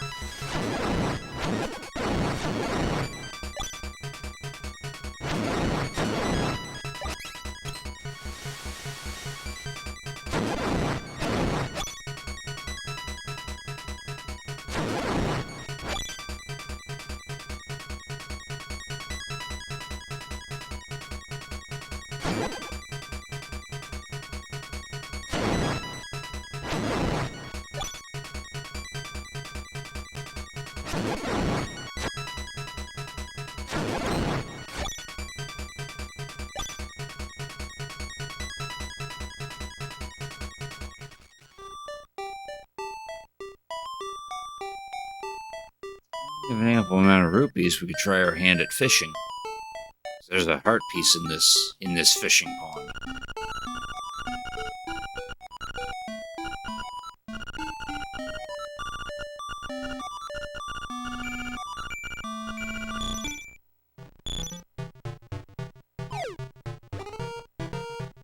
No, I don't want the little guy. Don't even get our money back from that. What we want is that big guy just below us.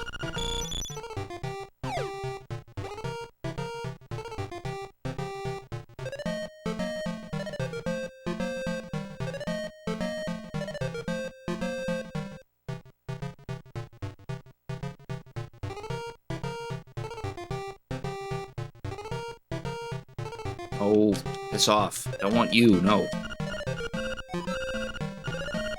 Not getting our money's worth by catching the little guys.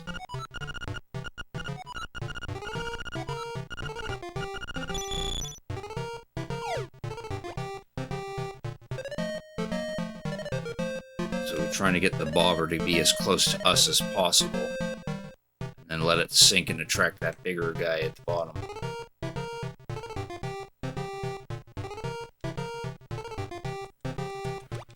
There we go.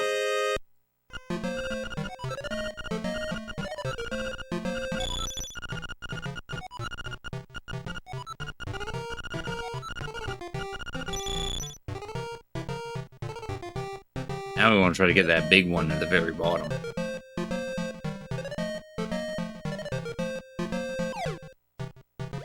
That might be difficult with the little guy. Yeah, he's just gonna come at us. None of these difficult to catch, it's just he's only worth 5 rupees.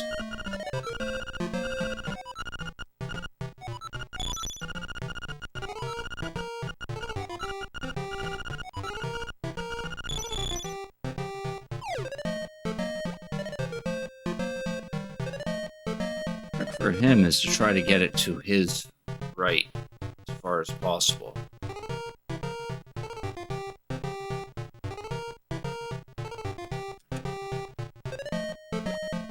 There we go. There, fished out the pond.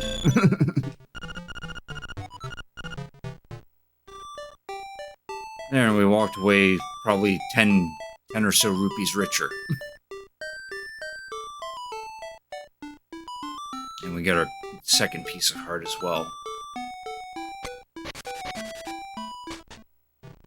I want to try to get that magic powder.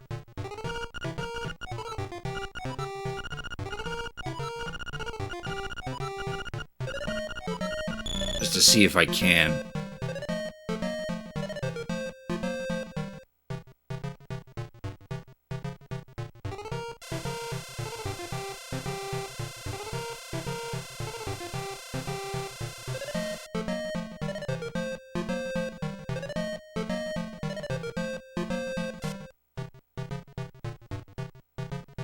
Nope, did it too soon.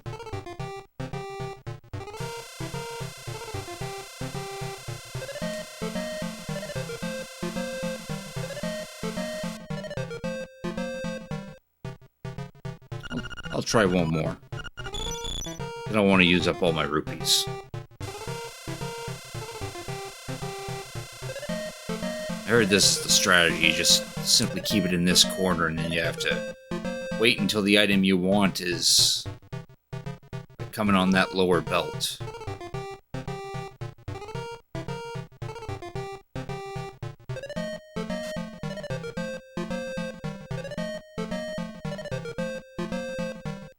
Nice. Got him. There, now we don't have to do the whole toadstool stuff. That's a speedrun trick there. So it's probably faster just to get the. It's probably faster just to glitch it, I think. All right, let's actually continue. Now that we have the magic powder, we don't have to worry about getting the toadstool and dealing with the witch.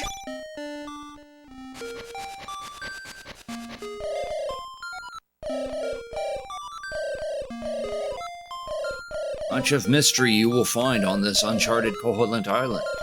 I'm afraid you may find it a trifle difficult to leave the island while the windfish naps. By the by, have you visited the Tail Cave, which is south of the village? Go there with the key you find in its forest.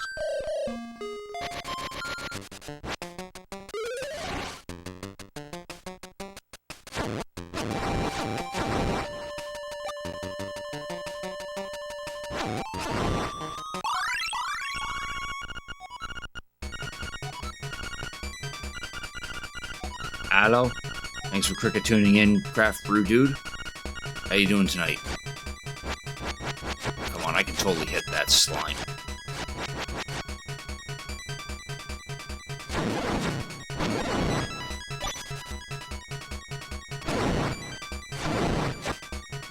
Doing great, that's good to hear. I'm doing pretty good.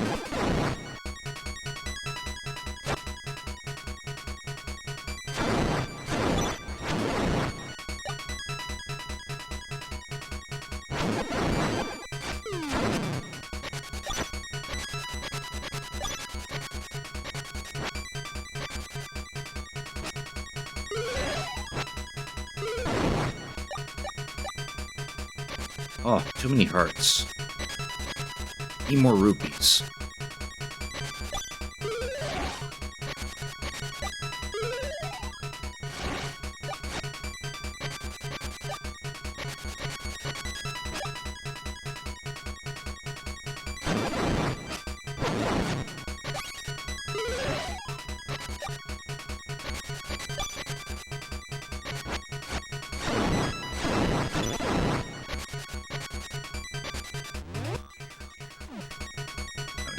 We only got 10 uses of powder.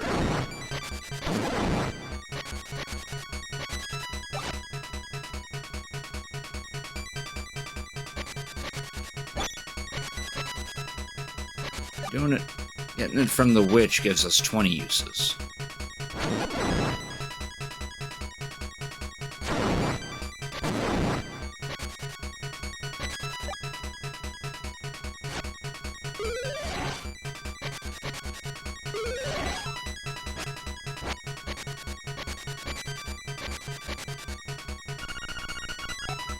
They're gonna be lost thanks to me. I don't know about that. As a raccoon, my nose is very sensitive to stuff like dust and powder. Oh, here's some powder. There's been some good shit if he's bouncing all over the place. Last thing I can remember was biting into a big juicy toadstool. Then I had the darndest dream. I was a raccoon. Yeah, it sounds strange, but it sure was fun.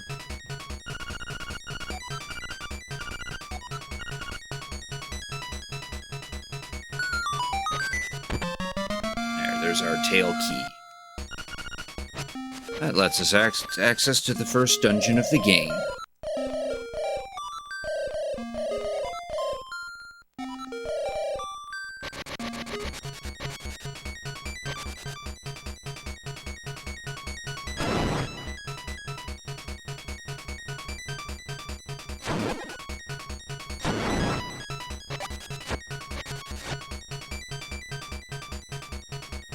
Yeah, we can't do anything in that swamp. That's where the second dungeon of the game is.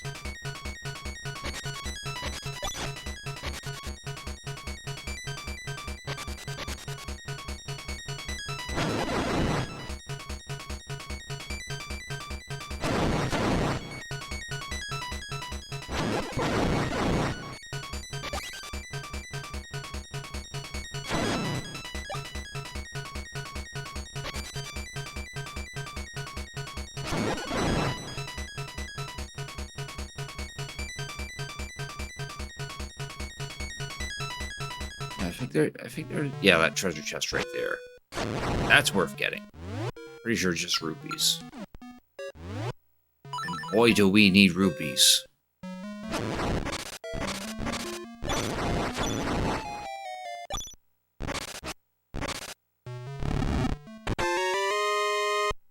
Yeah. Very nice. Don't know why I fell down that. I know there's a heart piece further in, but we don't need that. Can't get that until we get the power bracelet.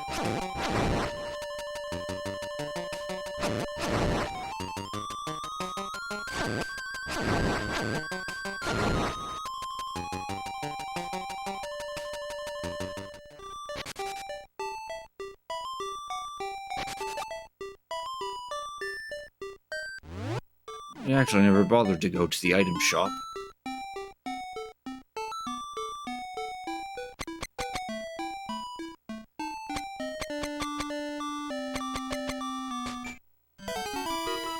Oh, thank you very much for subbing. You didn't have to do that, but I really appreciate it. Enjoy your access to emotes and ad-free viewing and all the other perks. Yeah, there's nothing to buy here except for the shovel. But we need 200 whopping bloody rupees for that.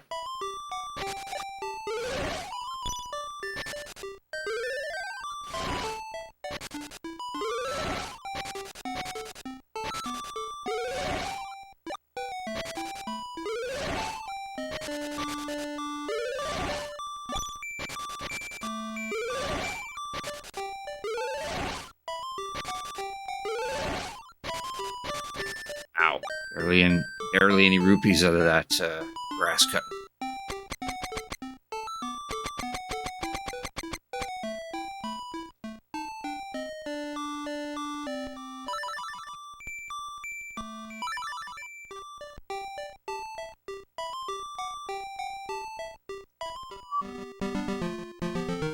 Alright, let's go tackle the first dungeon. It's either that or we're just killing all these enemies until we get 200 rupees. I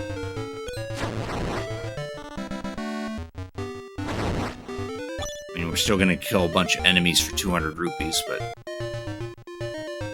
it's fun to just do it through the dungeon as well.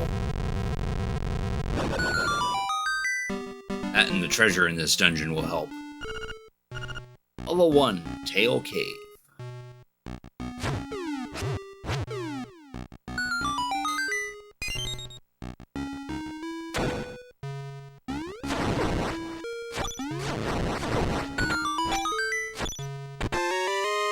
Our compass.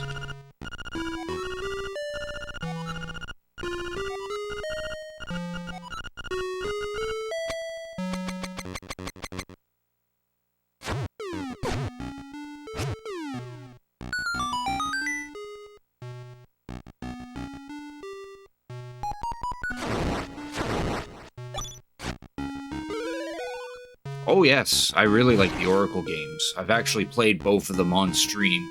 Well, I played Seasons twice and Ages once. And I do have a physical copy of Ages, which I would like to do another playthrough of that in the future. Preferably using the same password I did in my physical Seasons playthrough.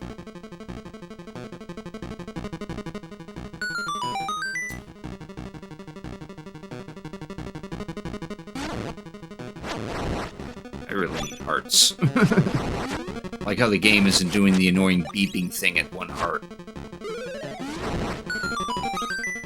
There we go. There's our map.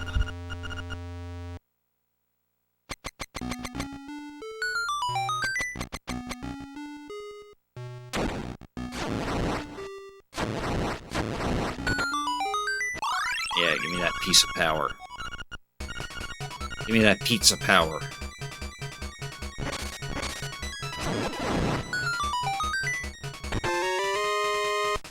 20 rupees. Joy.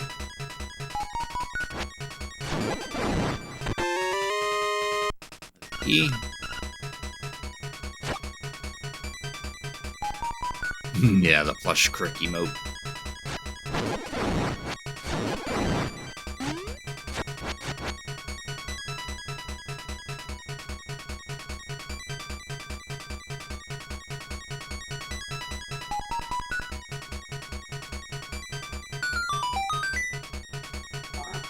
What? What? Cat's trying to get my attention.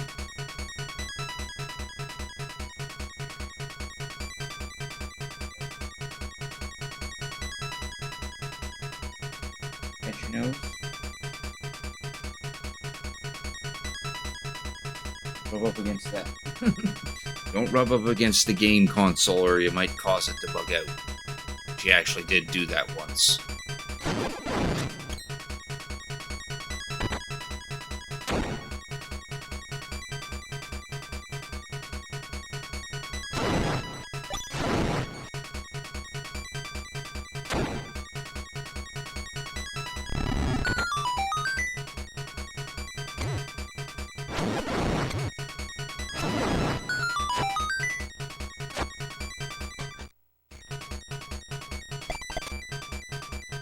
Ah yes, the Goombas.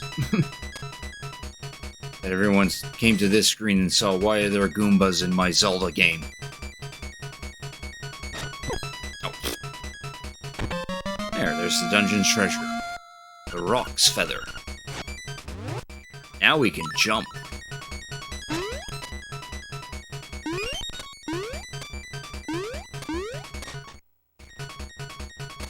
It's very handy on these side-scrolling parts.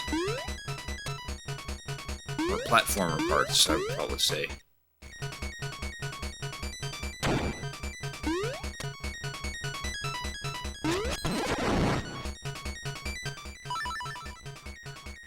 Yeah. I mean, Link to the Past kind of had jumping, but not jumping that you could control. It was more like falling off of ledges. But yeah, I think this was, aside from aside from Zelda 2, this was probably the only other Zelda where you like actually jump.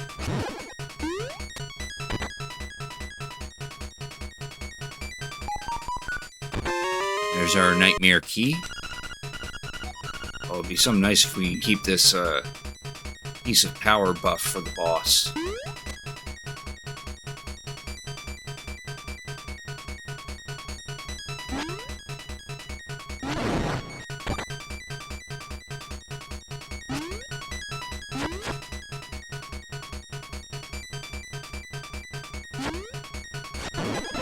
There we go. Ah, yes, these guys.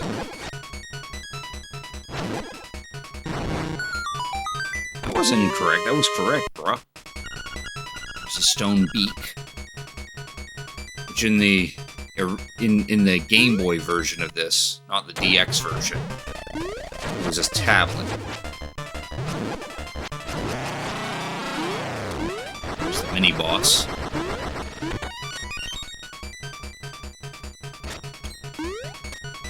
Now for the actual boss.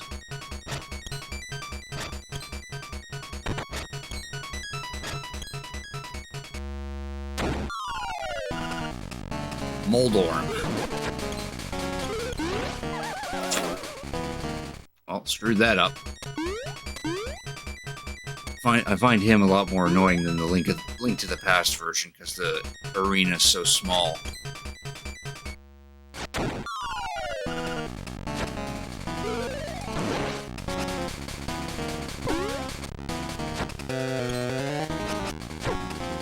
Oh, I lost the bat. I lost the buff. Oh, now I died. I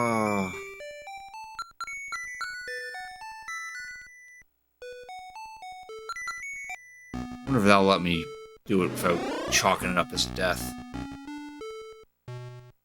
Probably not.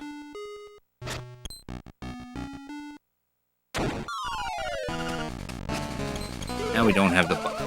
God damn it, game. All I want to do is hit your tail.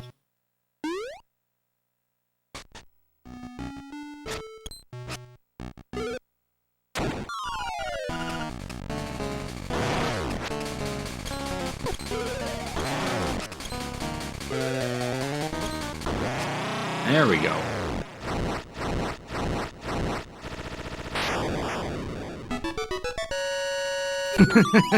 Yeah, there's a quote. Here we go. The Full Moon Cello. Cello, or however you pronounce it.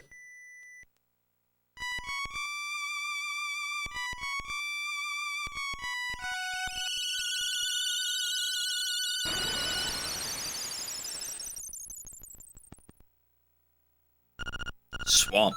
A path opens in the blooms.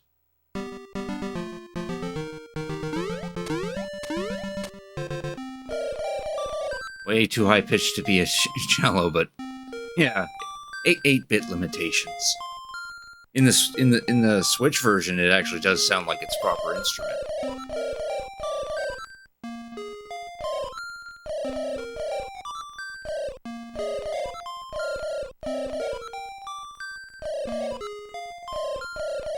Instructed to give us connections. Next goal is in the swamp.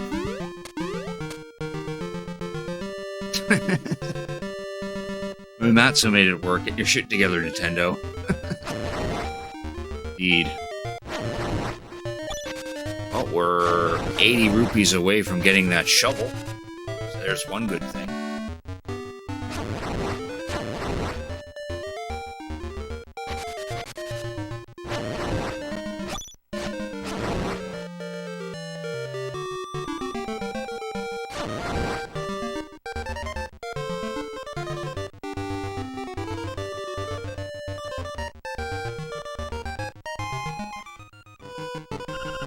Hey, buddy, it's serious. Yeah, it's really serious. Yeah, it is. The Moblins came to the village.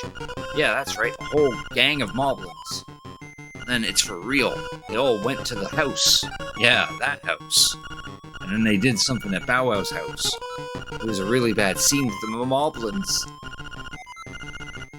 Yeah, they went to that house. There's like tons of houses in Maybe Village. They specifically had to go to this house.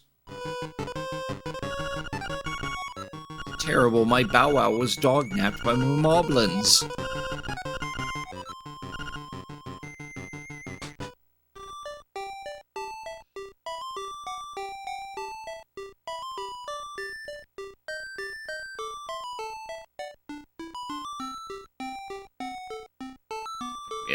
We have to go through the forest again.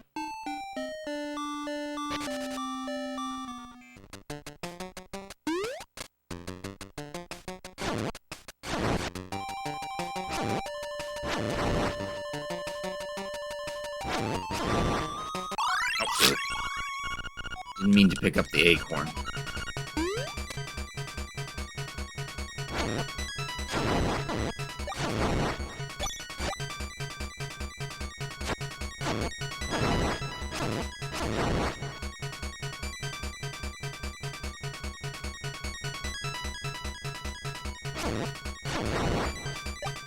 I don't find them all that useful. It just doubles your defense.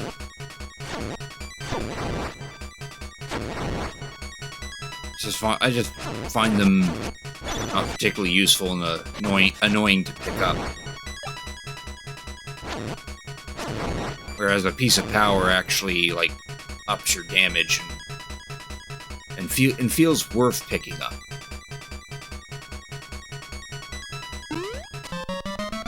Our third heart piece.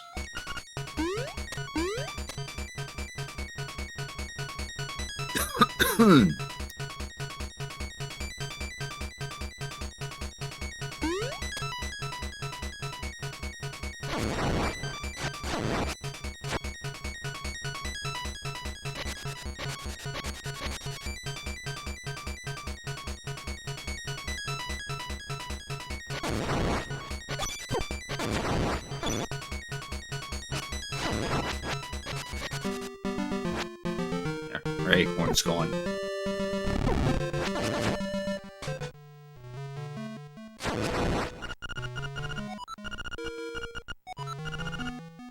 Kinda hoping to get that heart piece, but I guess not. Well.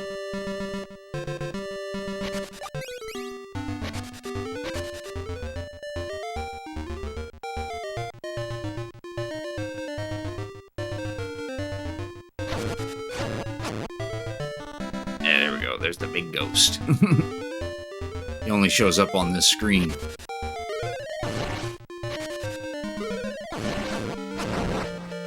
course, if you beat the ghost that was already there...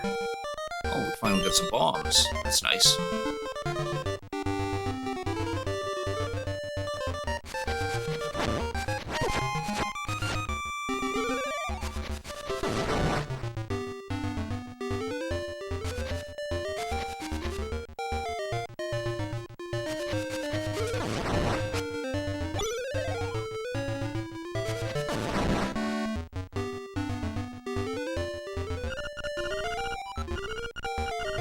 Ah, yes, the camera shop.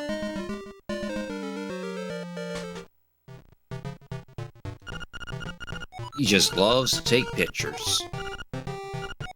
Sure, take me picture.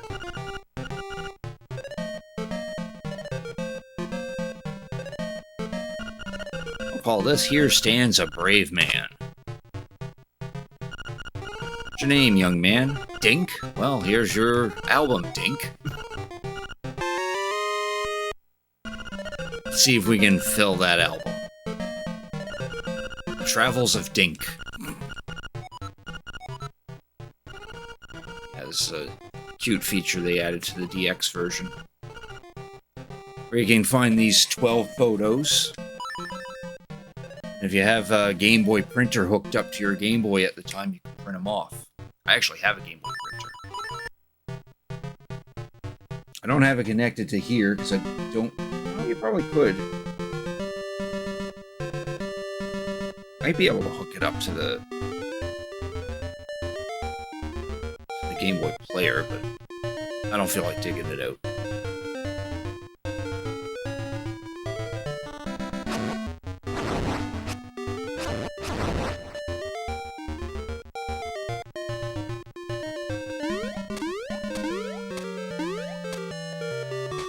Here's the Moblin hideout. Who's this suspicious-looking runt?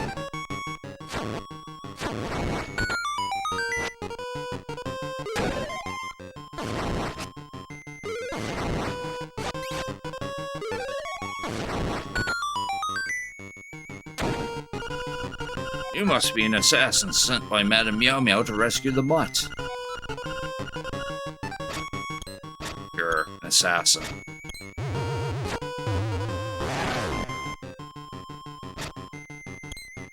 Not exactly difficult, just gotta bait his tackle. Ooh, nice, got 2 hits on him.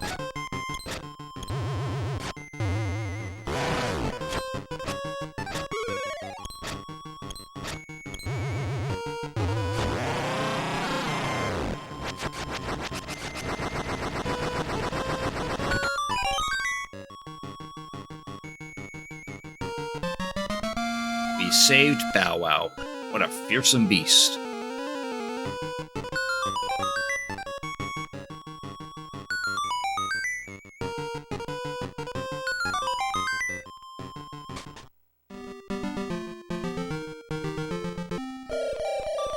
That is a fearsome-looking animal you have there. Do not forget, the next instrument is in the swamp.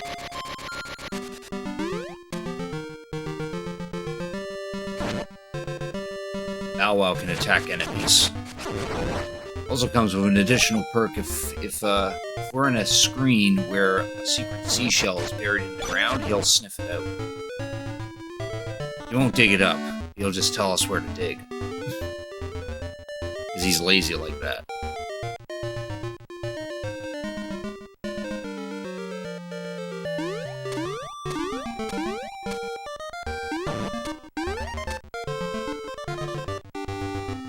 The main reason we have him tethered to us is because he can eat the plants that are in the swamp.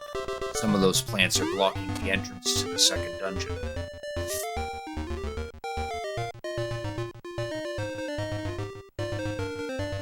He's stuck with us until we actually complete the second dungeon.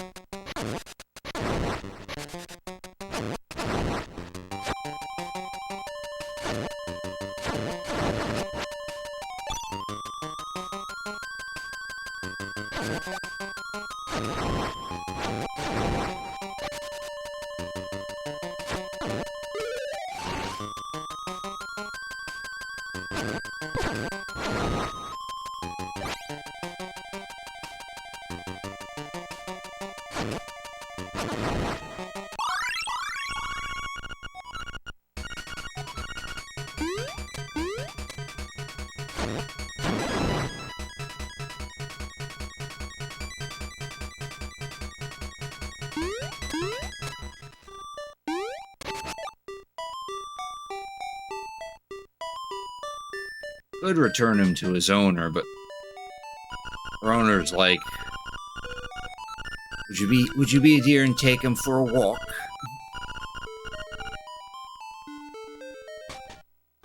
So we're stuck walking him until we complete the second dungeon.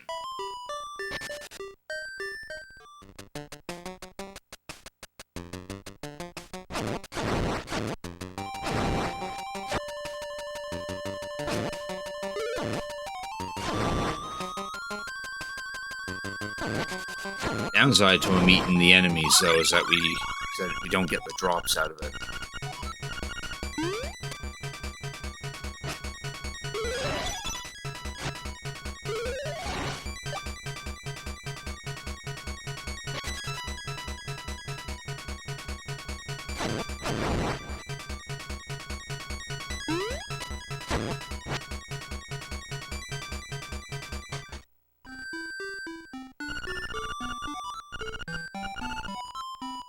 In my letters, my name's right. The only thing I don't like about my hobby is that I never receive a response.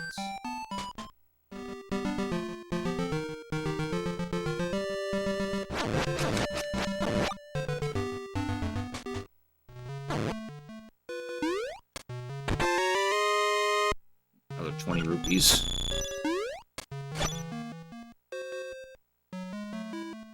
More rupees in there, but we can't get those until we get the power glove, or power bracelet. Which, thankfully, that's the second dungeon's treasure, so we're getting that shortly.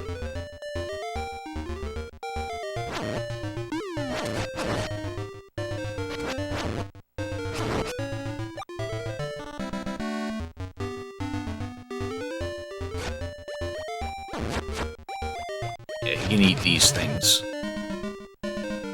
If he chooses to, that is.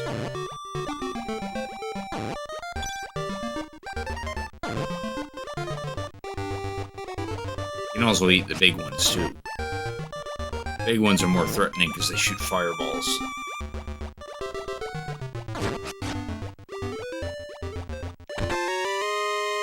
Oh, there's 50 rupees. There we go. There's our 200 rupees for the shovel.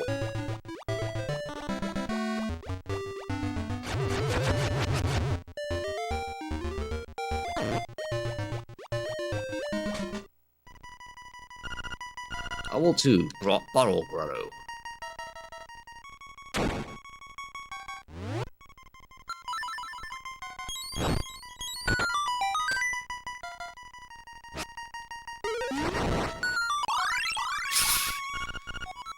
Should have an acorn and a power piece to drop.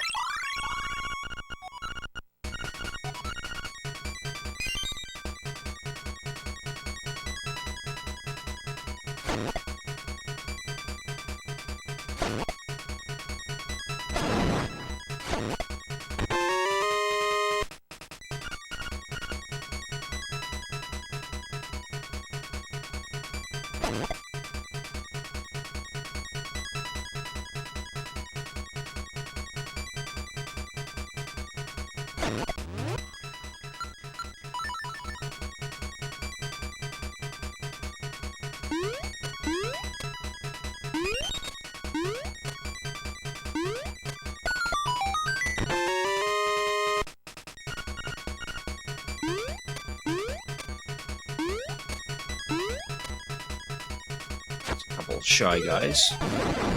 They like to mimic your movement.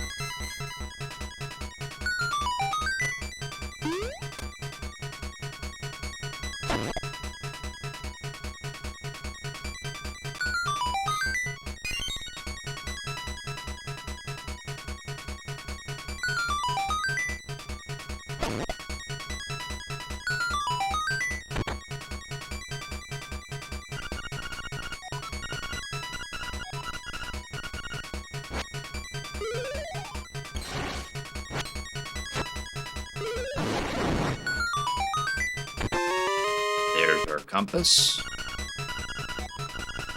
You know, we already found like half the keys in this dungeon.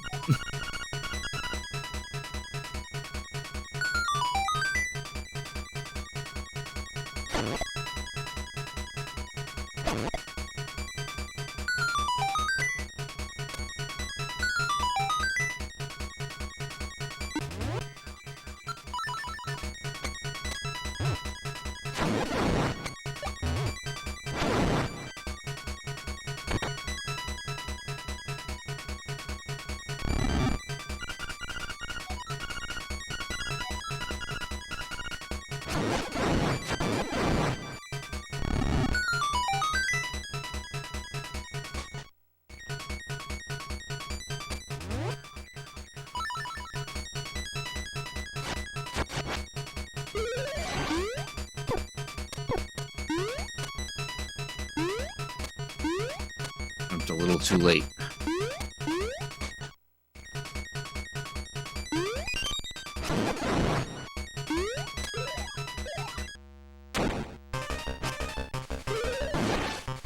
We fight against an ox.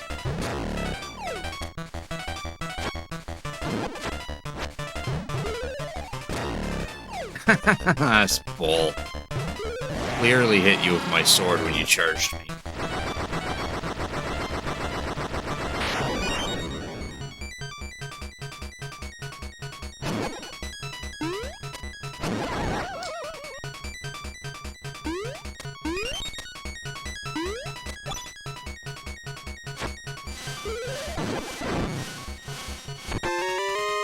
There's our map.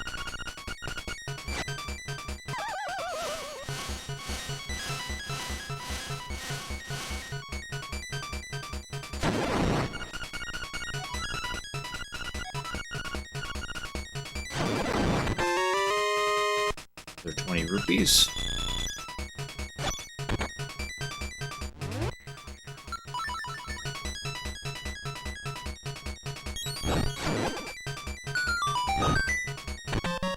There's our power bracelet. Now we can pick stuff up.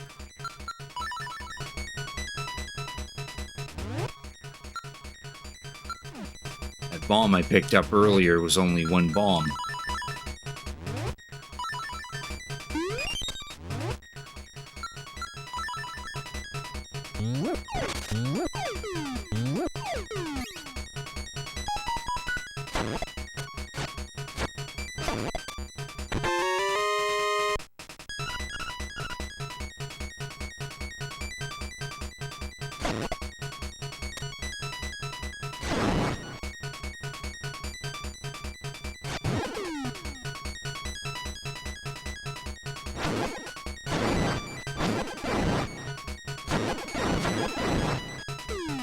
Oh. This one? Yes. Ah, yes, and then this thing. Gotta kill these enemies in a certain order in order to get the key that's from here.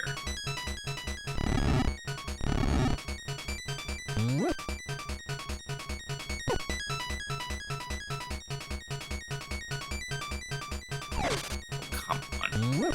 They kill the pole voice first. That's a bouncy rabbit fella.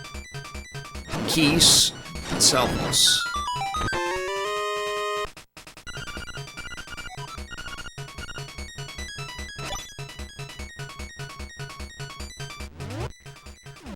Two keys left.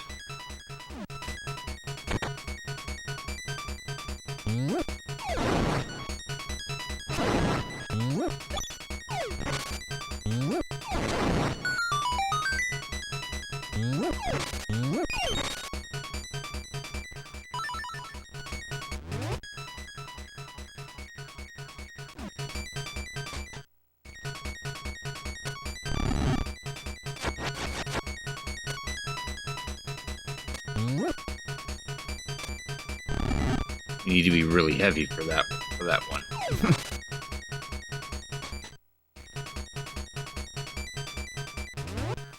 Yeah, what a simple dungeon that is.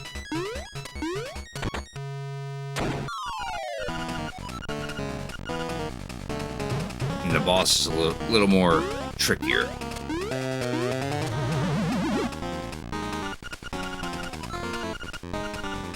As long as I have me bottle. Wait for him to shoot his fireballs.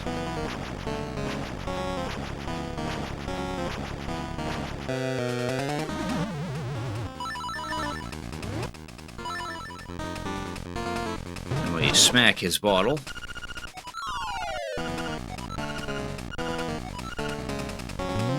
we toss the bottle into a wall. We do that 2 more times, and then we have to fight the genie himself. Some push-ups.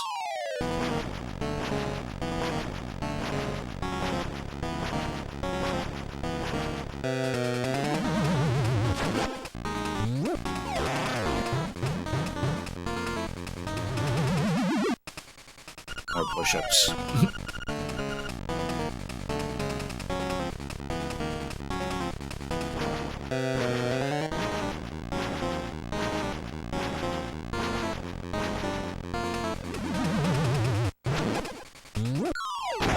There we go.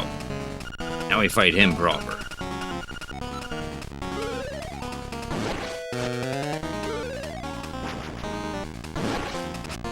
Thankfully, we still got our power piece, so hopefully this shouldn't take too many hits. Yeah.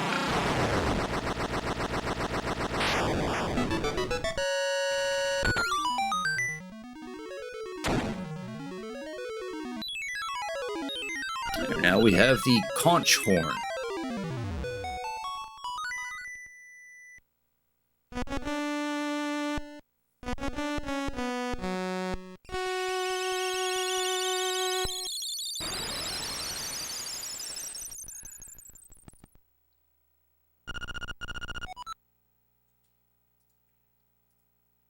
Prairie, prairie. The prairie is waiting. Still a couple chests in here to get, though.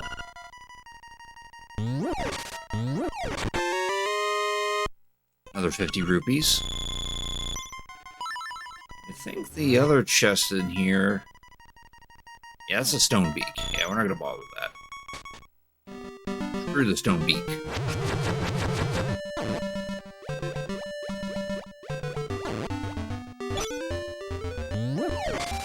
Now we can pick up these things.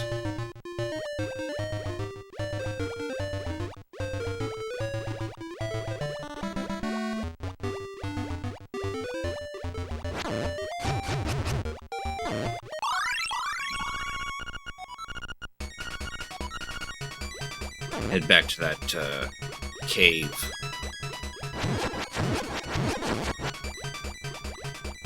Actually, probably better just go back this route anyway.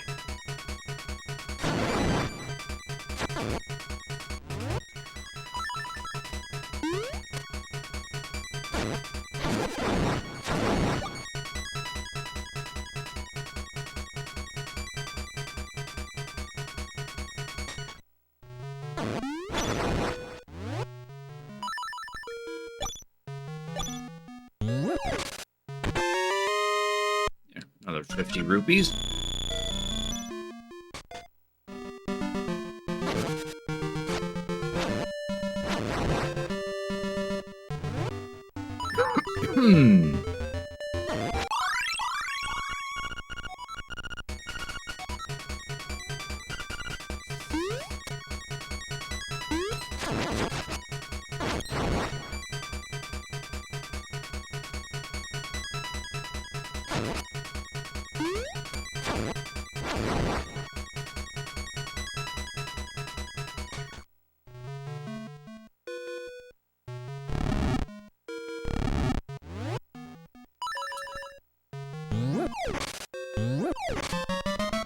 There. Our first heart container.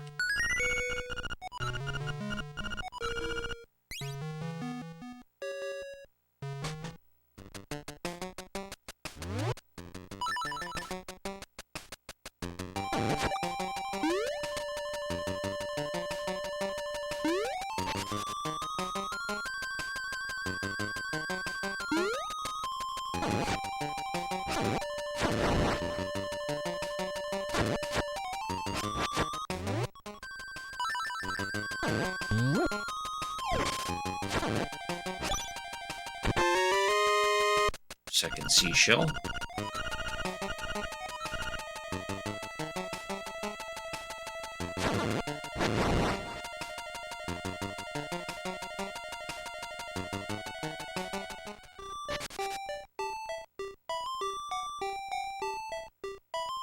Now we can finally return Bow Wow.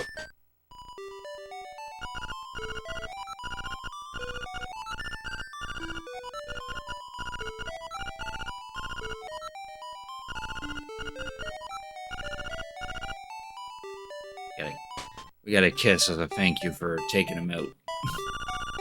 Now for a photo op. Call it Dink Plays with Bow Wow.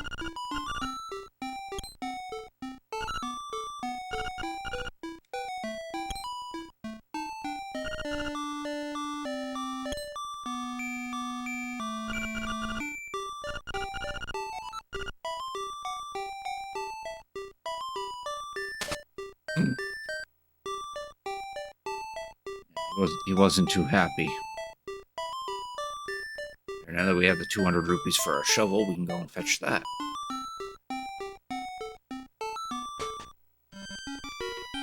I also finally buy bombs, too.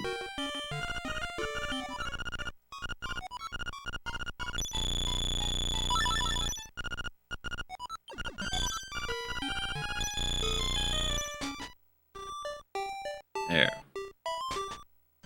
Now we gotta come up with 980 rupees so we can buy that fancy bow.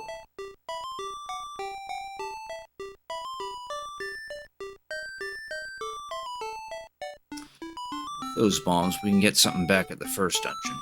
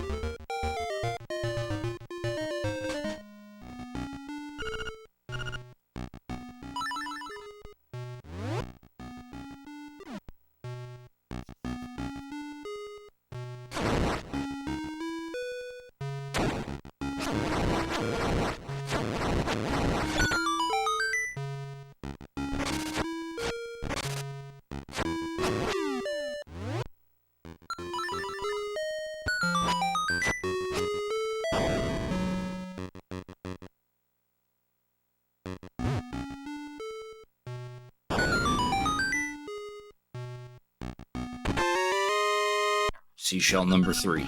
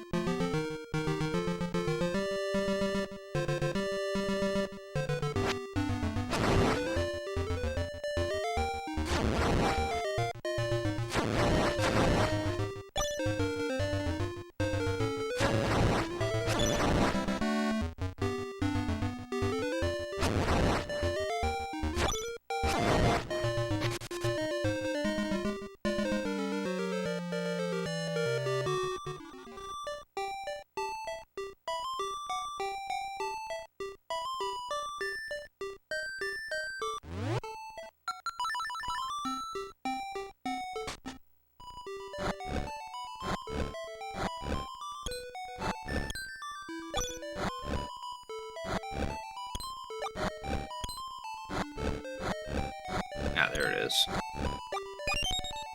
Another seashell.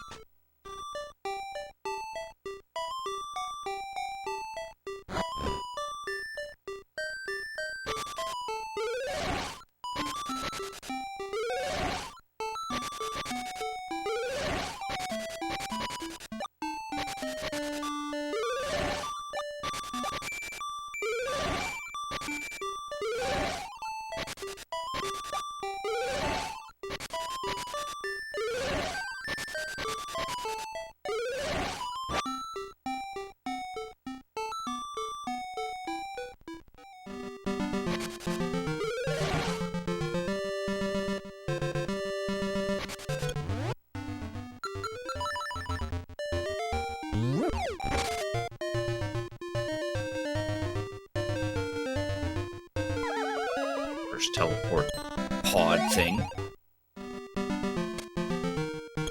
Doesn't take us anywhere because that's the first one we found.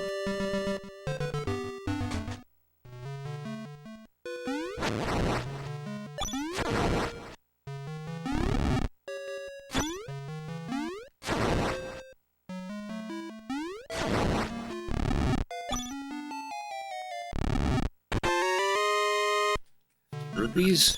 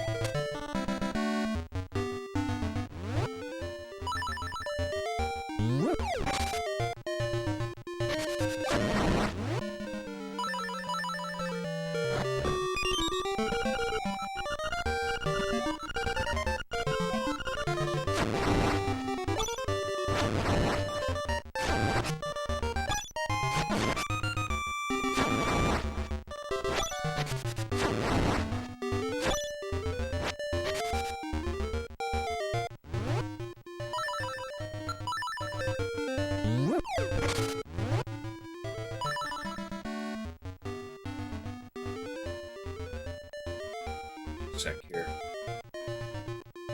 Checking something in the background.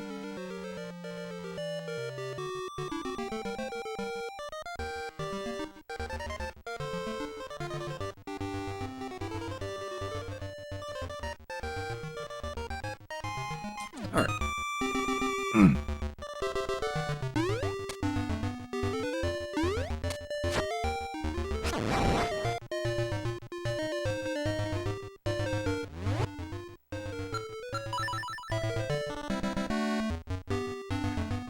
Let's explore the upper area some more.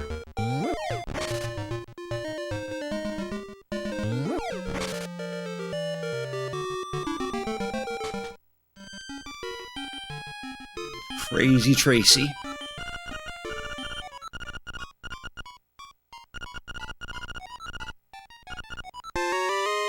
Get some of her ointment.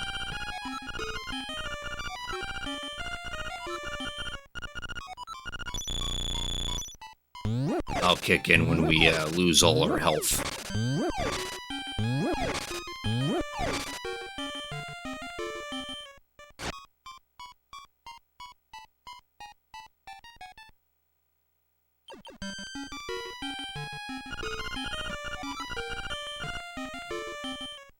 Interesting how she has that facing sprite.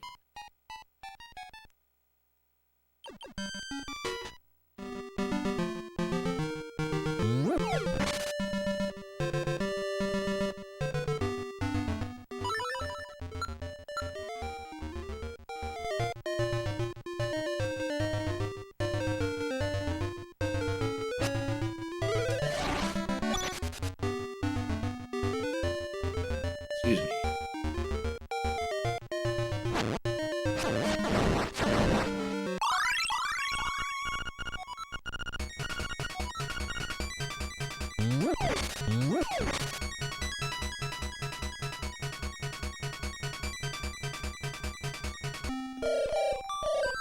Fish sleeps long and dreamily in the egg above. Play the 8 siren instruments in front of the egg, he will awaken. This, my friend, is the only way for you to leave the island.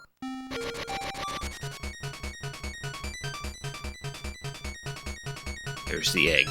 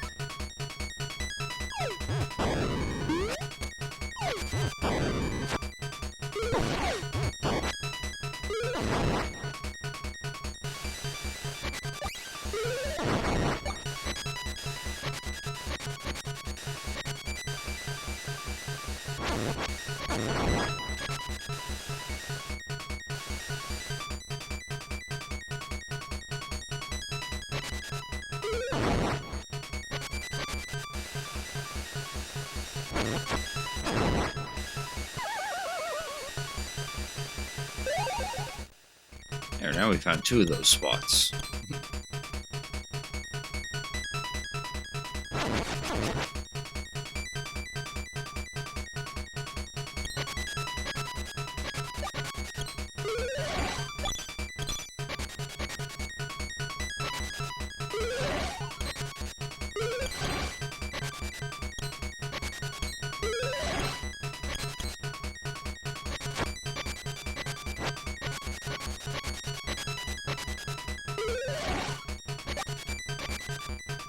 There's a 3rd dungeon, but we need a slime key in order to open it up.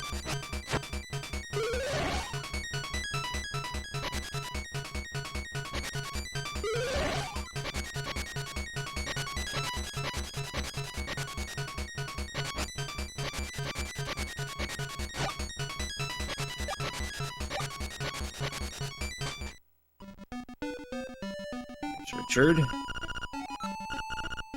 I don't know by the look at me, but I used to live in the castle. My servants went berserk, and I was forced to flee my villa. To my villa. You want the key to Cuckoo Prairie, do you? Maybe able to help you. Let's make a deal, shall we? I want you to retrieve the golden leaf I left behind in the castle when I was fled. There are 5 leaves in all. Remember to buy a shovel on your way back.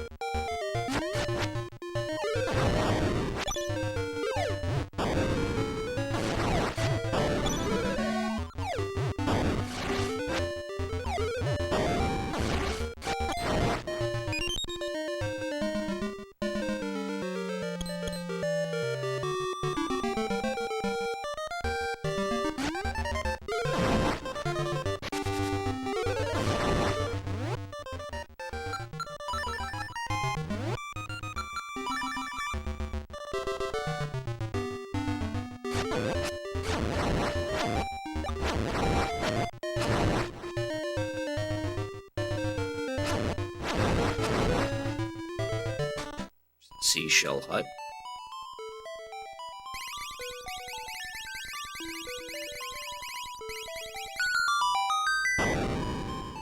Present for having 5 shells, which is the 6th shell.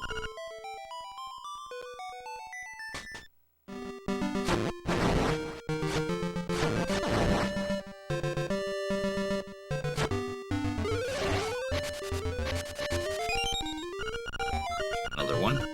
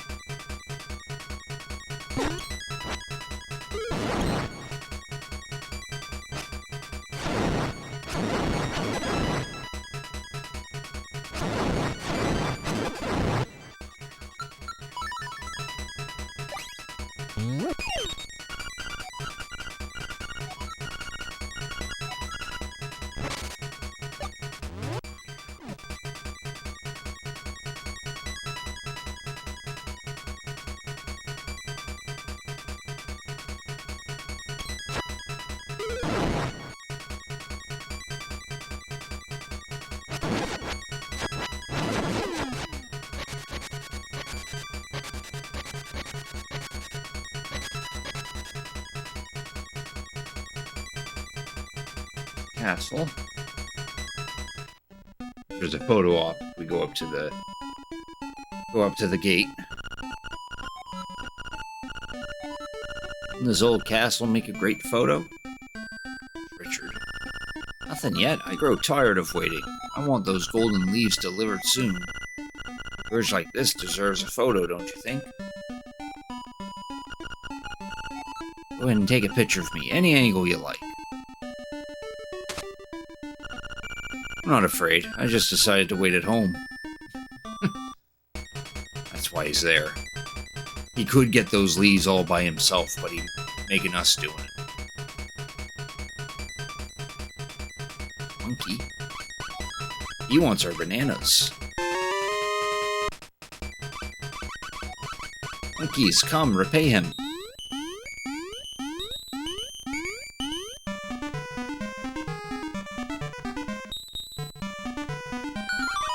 Monkey business done. Bye-bye. They made a bridge. Left behind a stick.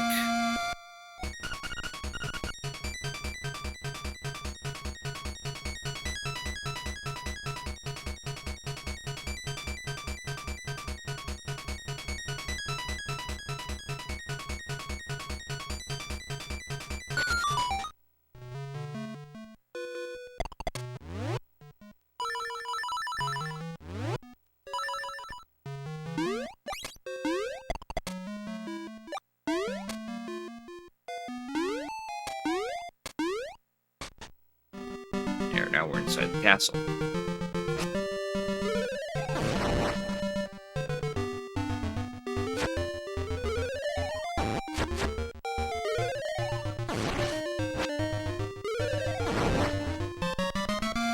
There's 1 of 5 leaves.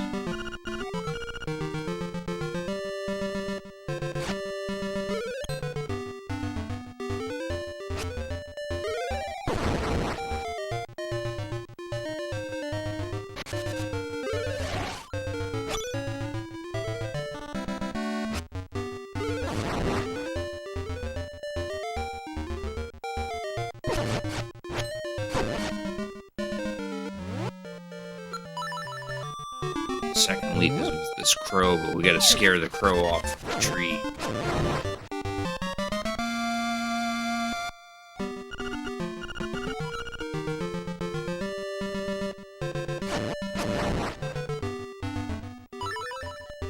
There, now we just gotta go inside the castle.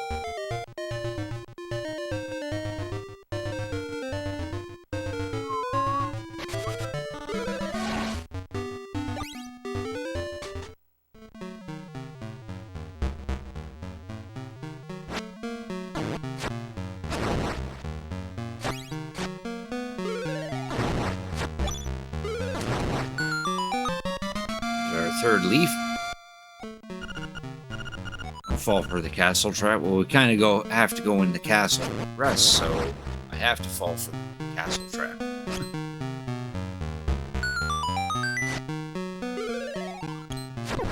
I wanted to spin attack him.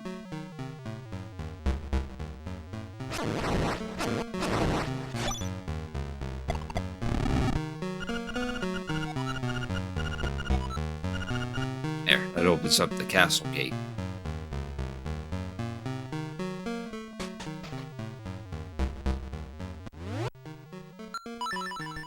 Fourth leaf is here. I'm gonna bomb these soldier images. Wall. You only have to destroy the left one.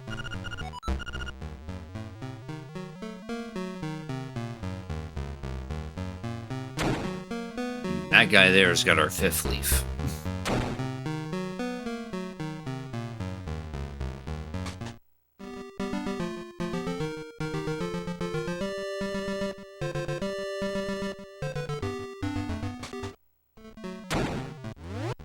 Open that door, we gotta throw a pot at it.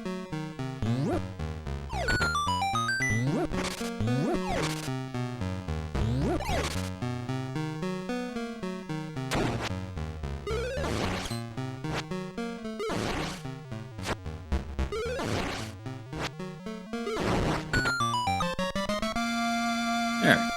There's our 5 leaves.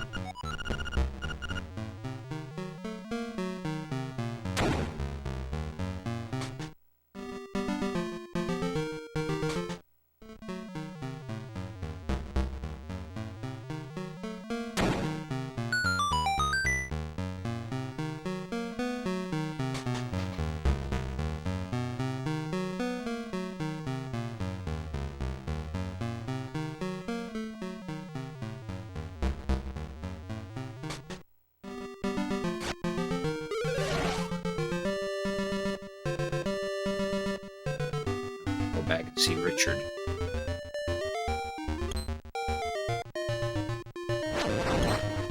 What?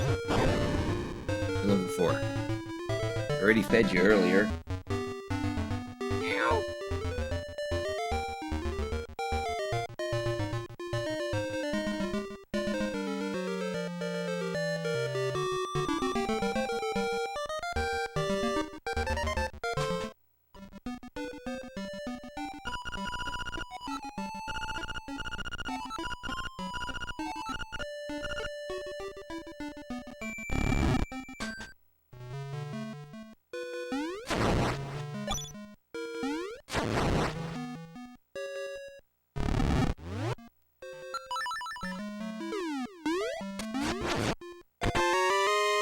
Another seashell.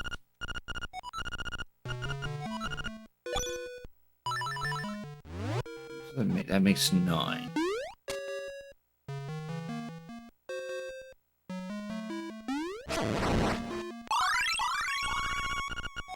It's a piece of power we won't be able to take advantage of.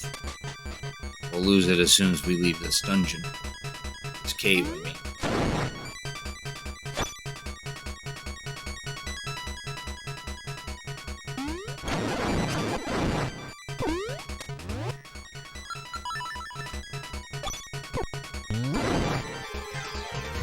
Oh, we have a horde encounter.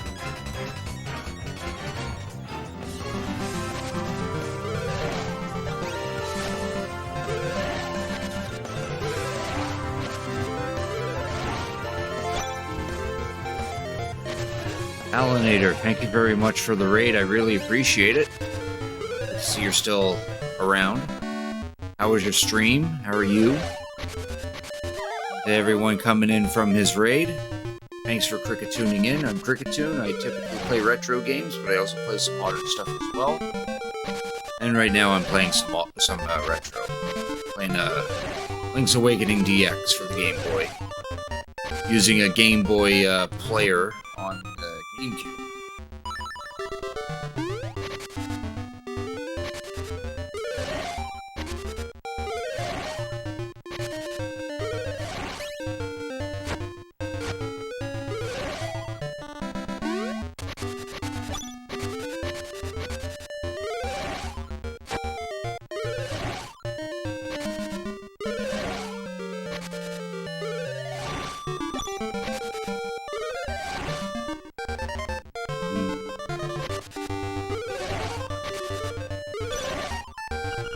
And soil sleeps secrets beneath your souls.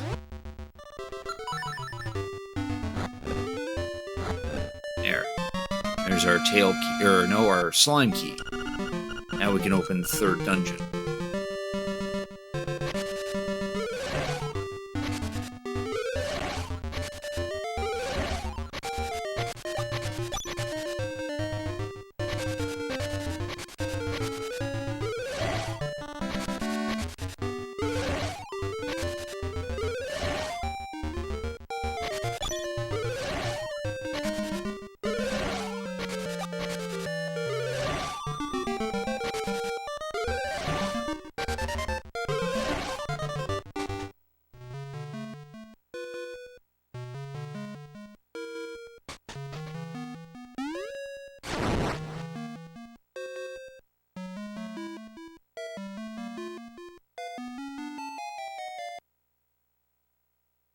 Give me a sec here.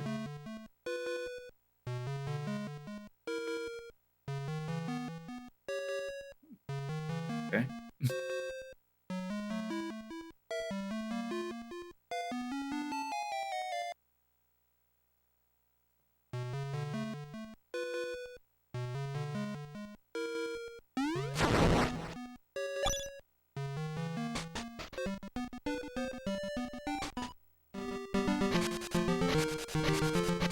I can knock off the third dungeon.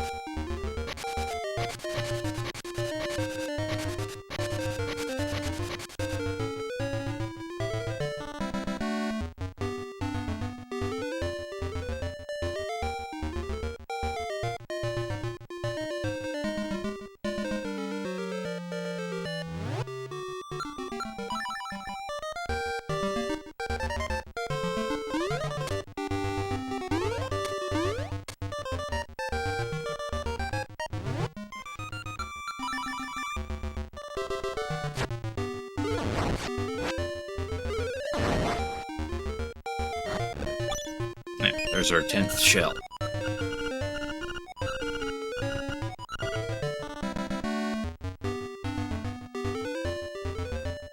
Alright, third dungeon time. Key Cavern.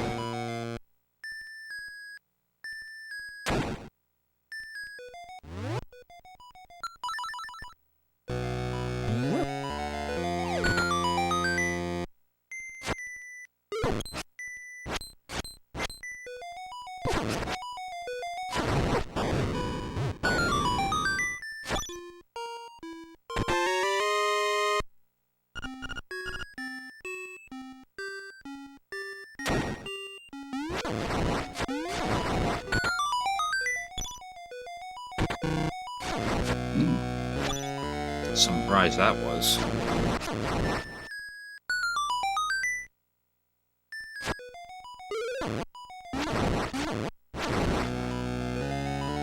Gotta kill that little guy too to get the treasure to pop up in this screen.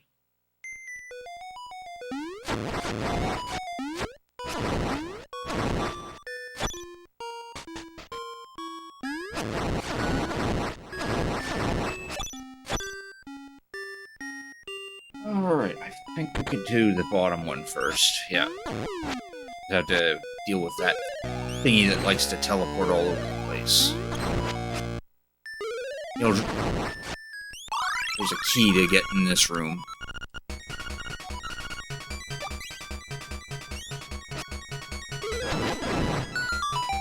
It's gotta be quick.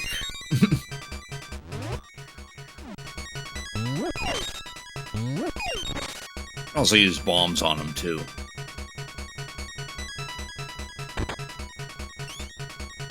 We're gonna have to for these two.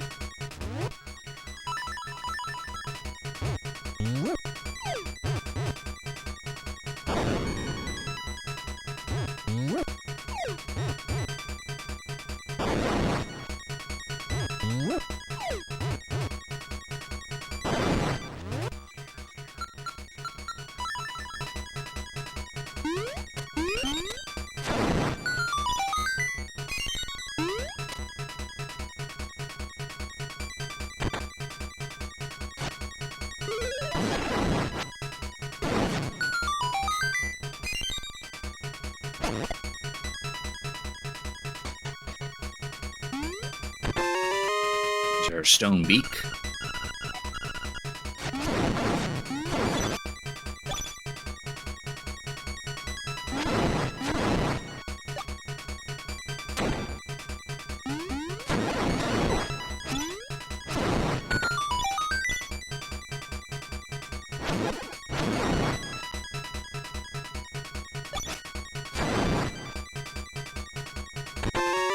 There's our map.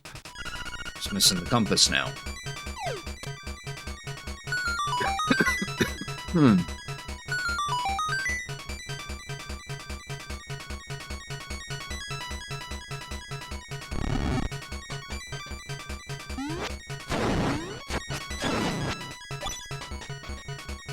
Hopefully, thought that stone that I pushed in would stay that way.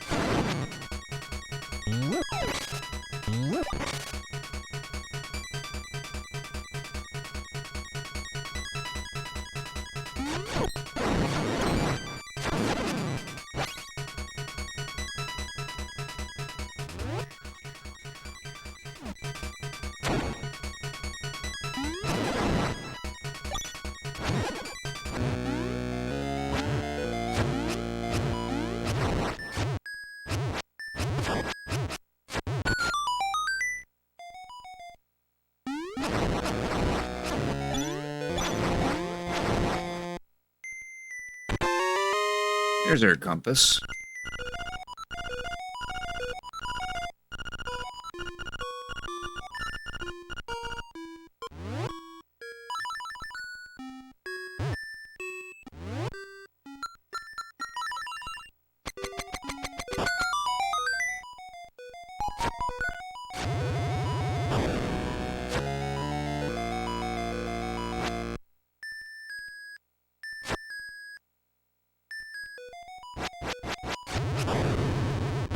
There we go.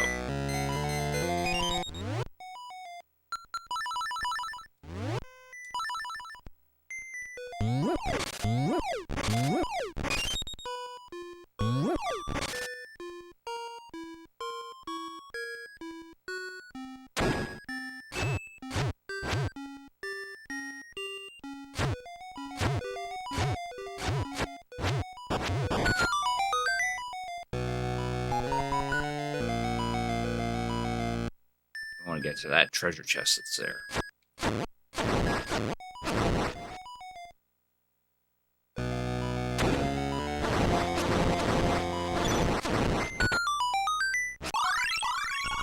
Good. We got the piece of power over the acorn.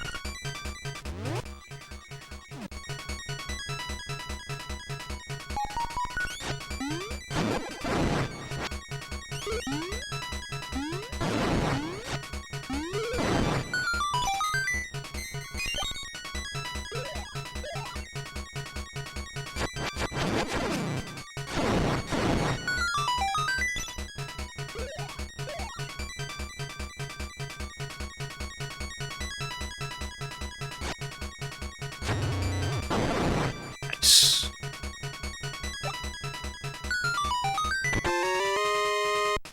50 rupees. Not that flying bomb pickup there. Just remember the mini boss of this area requires a good amount of bombs.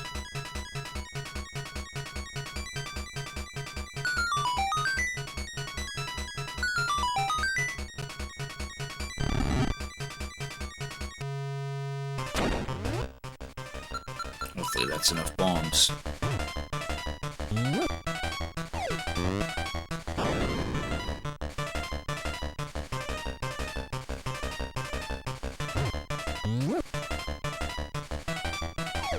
You don't necessarily have to throw them into the mouth, but you need to position it so they actually eat the bomb. Yeah, that one's done.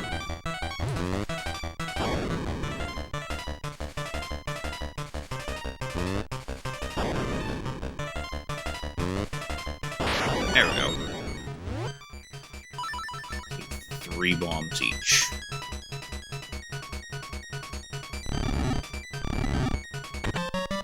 The dungeon's treasure. Pegasus boots. Now we can dash attack. Allows us to destroy those funny diamond blocks.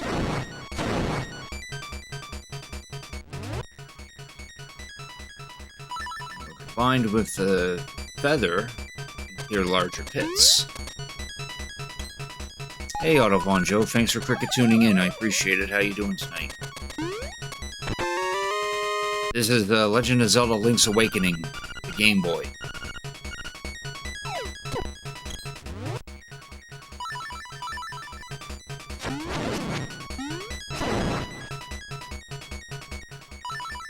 How many treasure chests do I still got? Oh, there's 2 on the top floor. Just got smoked in Heroes of the Storm. Oh, that sucks.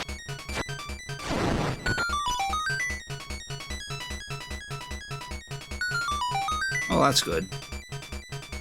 As long as you got some good games out of it, I guess.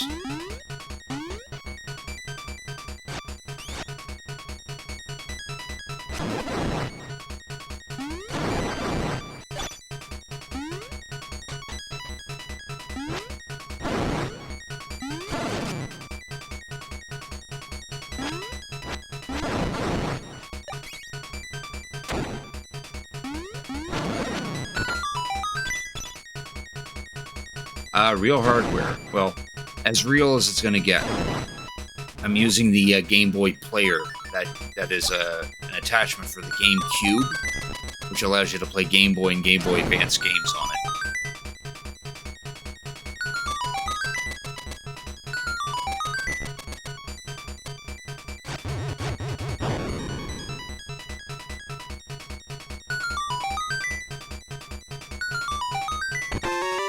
If it was real hardware, you'd be seeing a webcam shot of the Game Boy I'm playing it on.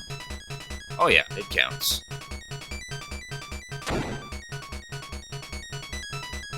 Get rid of this guy. For a small key we don't necessarily need. We'll take it anyway.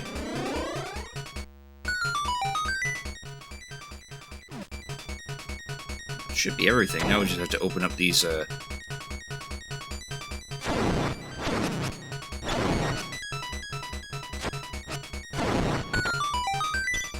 just have to open up these key blocks.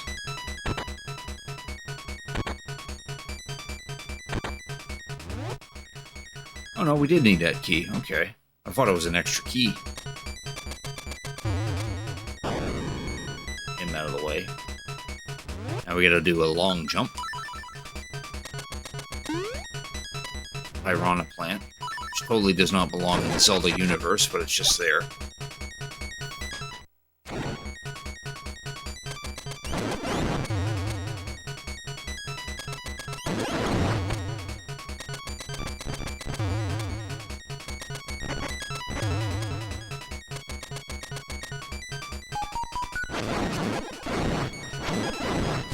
Here's where the extra key is.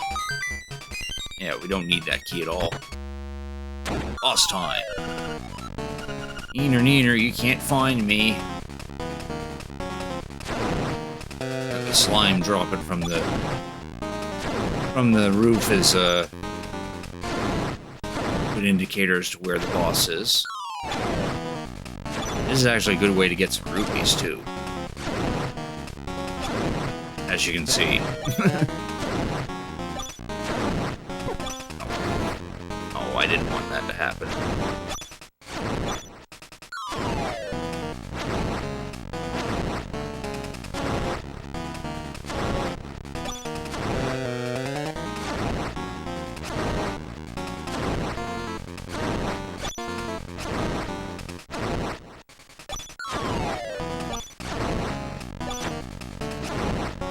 Okay, we're good now. There's the boss. He's gonna hit that eyeball. But when he's split like that, then we gotta use the Pegasus boost to split them whole. Or split them apart.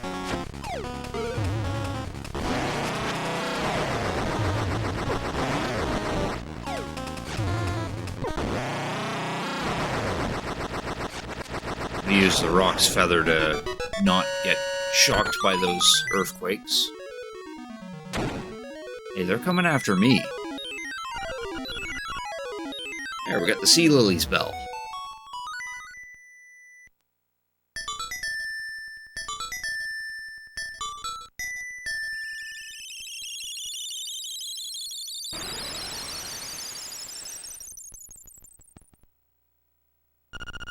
Waterfall. It is hidden in the waterfall.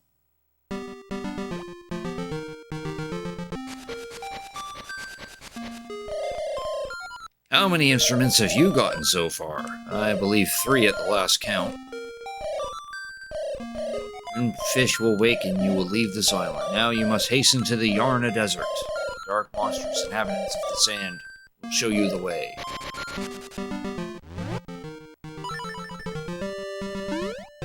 Now we got a lot of things to do now that we have these Pegasus boots.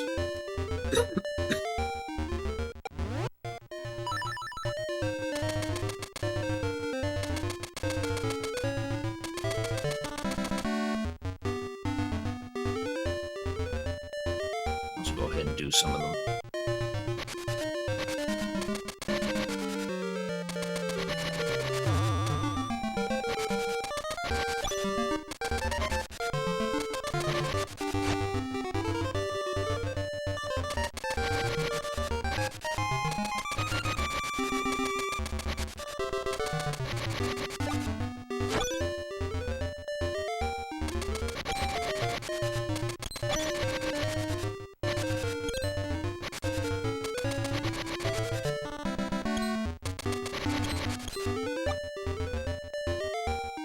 We want to do.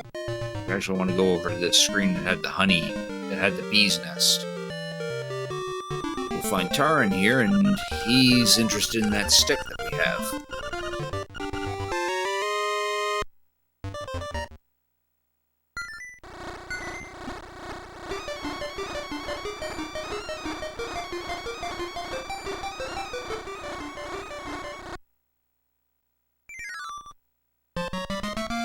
We're gonna have a honeycomb.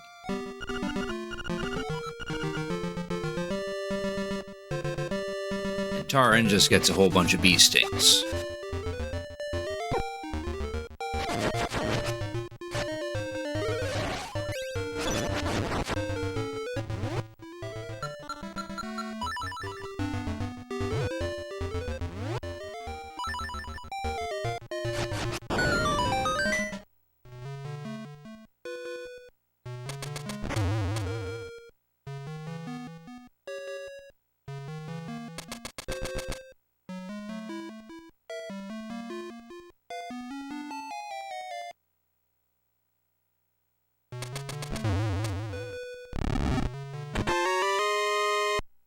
Rupees. Slowly making our way to 980 rupees. There's a heart piece.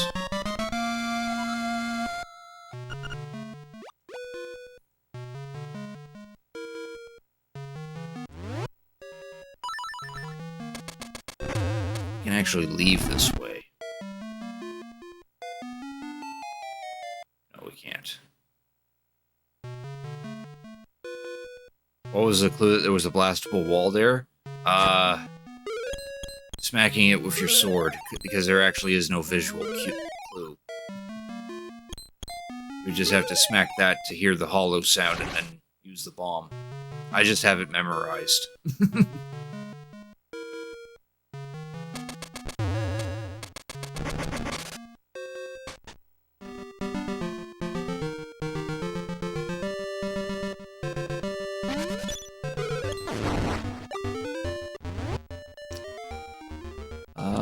Now there's one other thing we can do with this. Actually, there's two things we can do with this.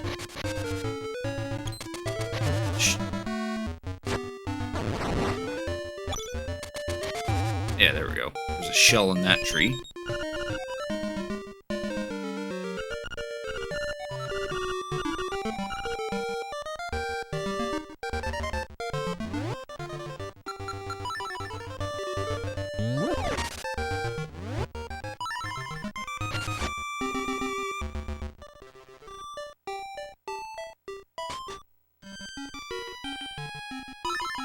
Some bombs.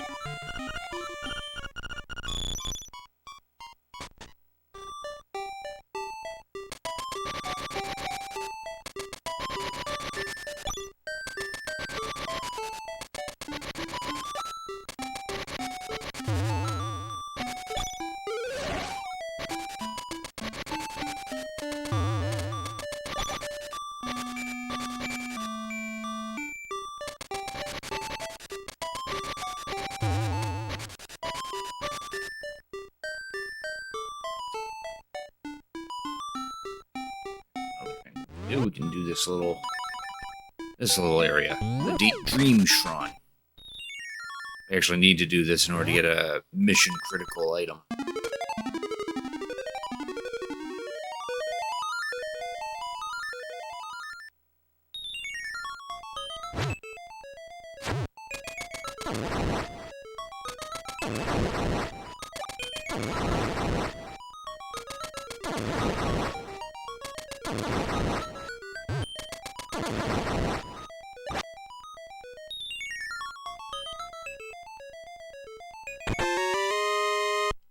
There's 100 rupees.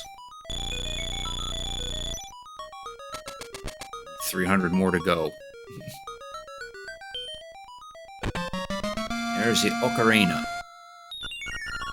Arena.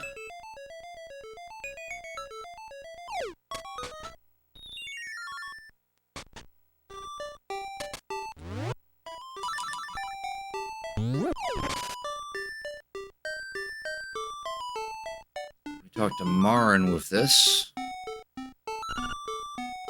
Not the dog, Marin.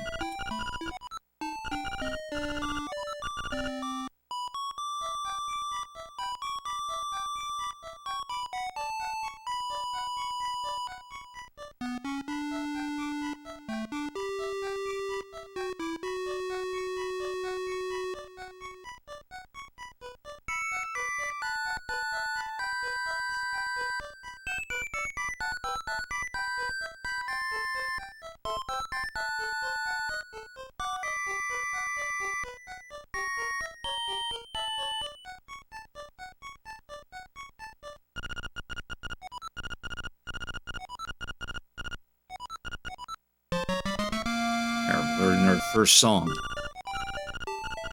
Ballad of the Windfish.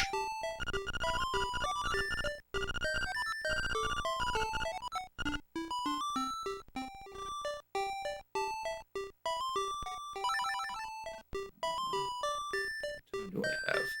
I got enough time to do the color dungeon. Now's the time to do that.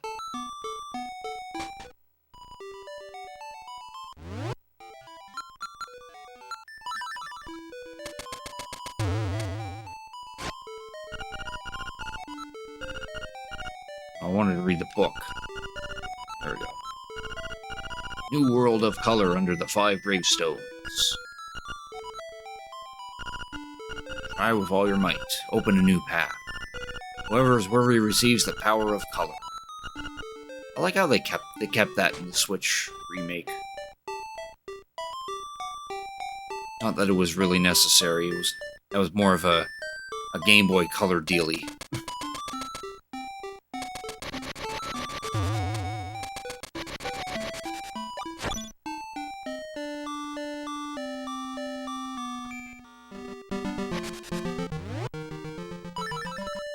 Yeah, let's go ahead and do the color dungeon, and then I'll probably wrap up the stream at that point.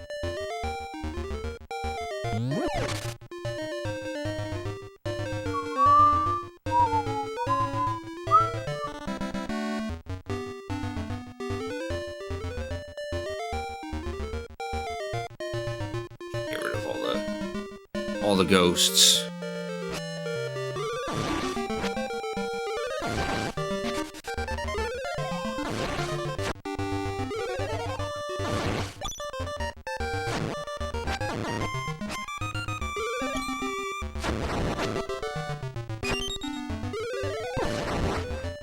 Oh, we didn't get the... Oh, there. Now we got the leader.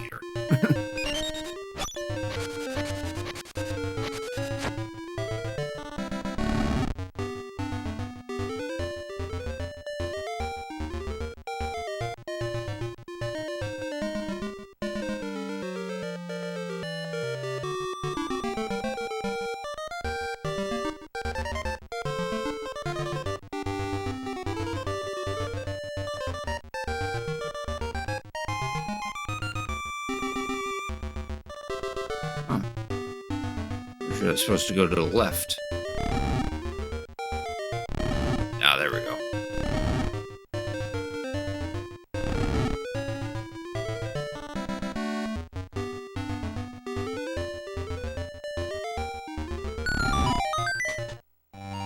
There, color dungeon. Colors are never the same. If I am red, he is blue. If he is red, I am blue. What color am I? You're blue. You have the powder. If not, you must go back.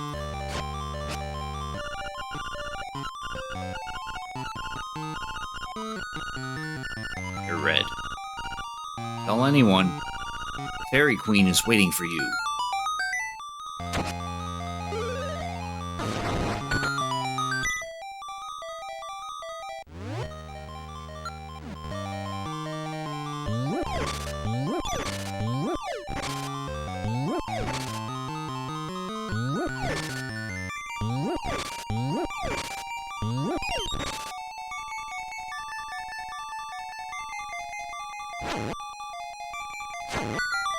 Just gonna make them all blue. Got the compass.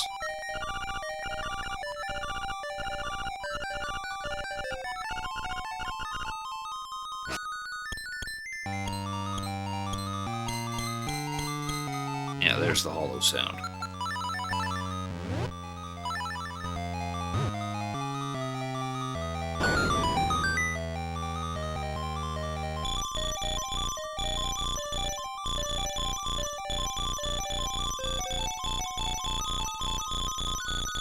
Nice. Just need 200 more rupees.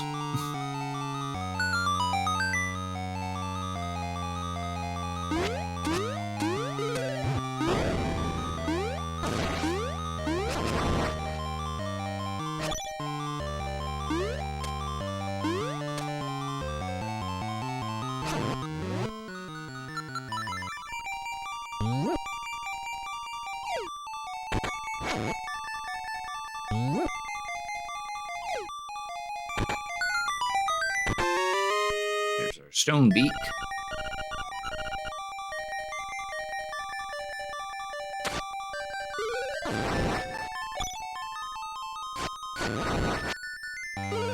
And 10 years later, he finally gets the 200 rupees.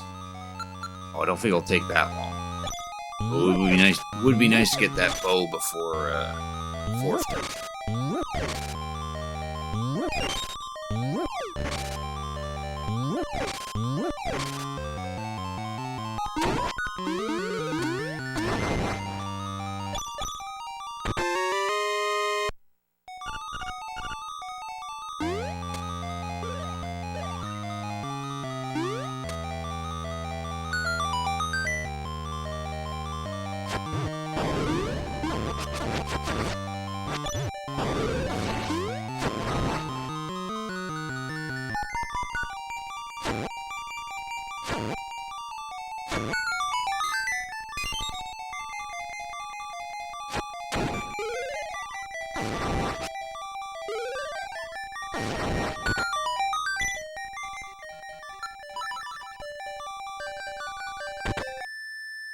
Here's the mini-boss.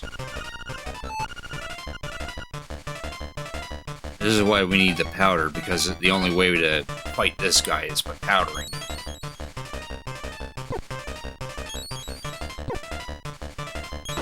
There we go. Then he turns into a blob and we can sword slash him at that point.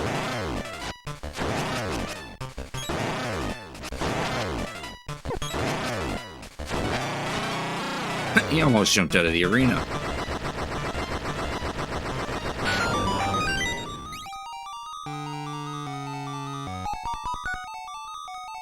This has the nightmare key.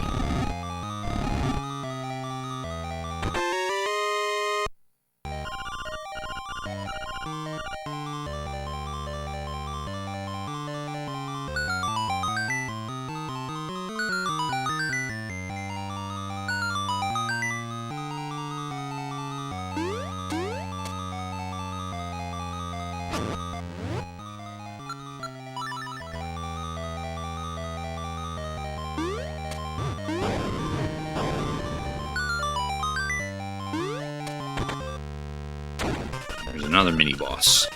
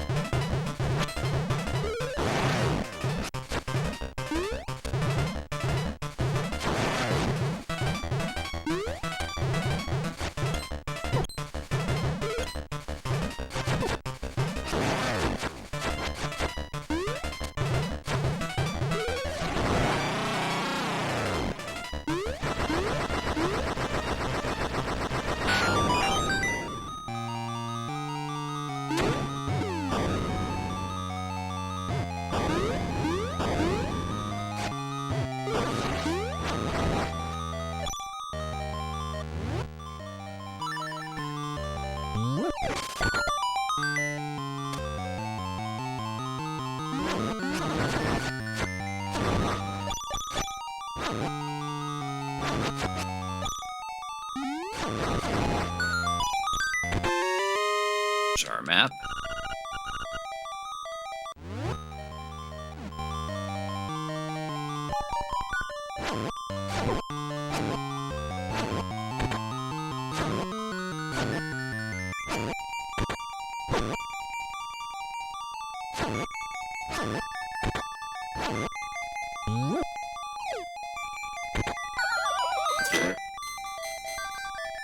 Forgot that they disappear.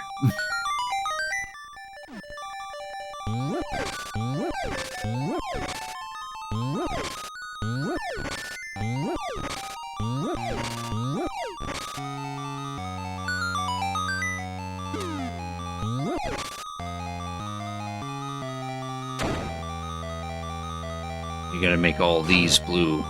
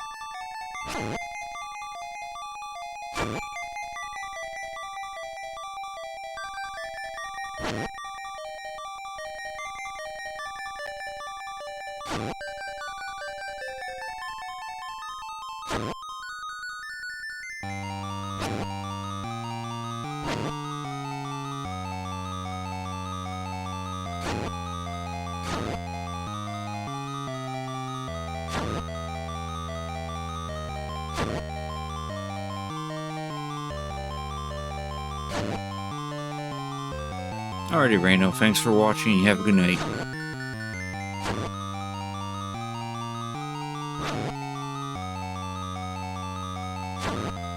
There, we turned them all red. Now we just gotta turn them all blue.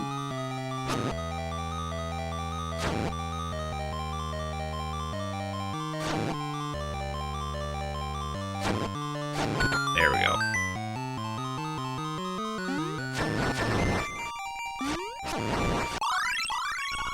It's gonna come in handy, but we'll use it anyway.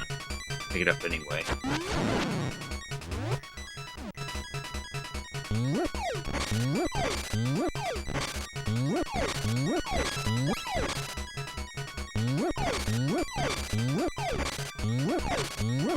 Oh, there we go. I was hoping for one more heart.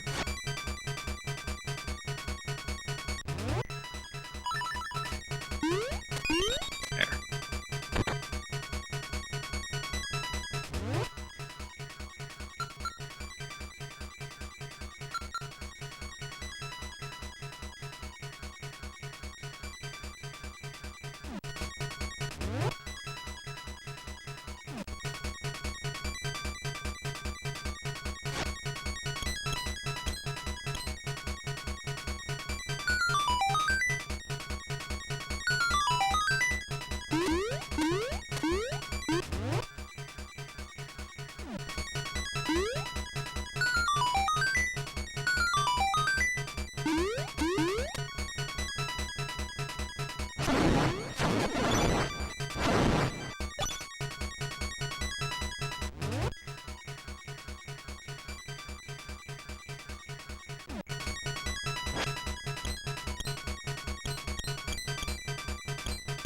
There's a room somewhere in here that had... Oh, now I... Oh, no. In a different dungeon.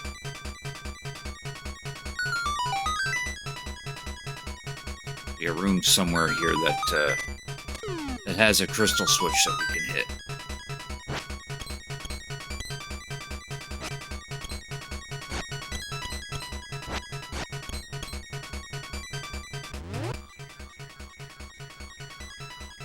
I think there is. Shoot, can't remember.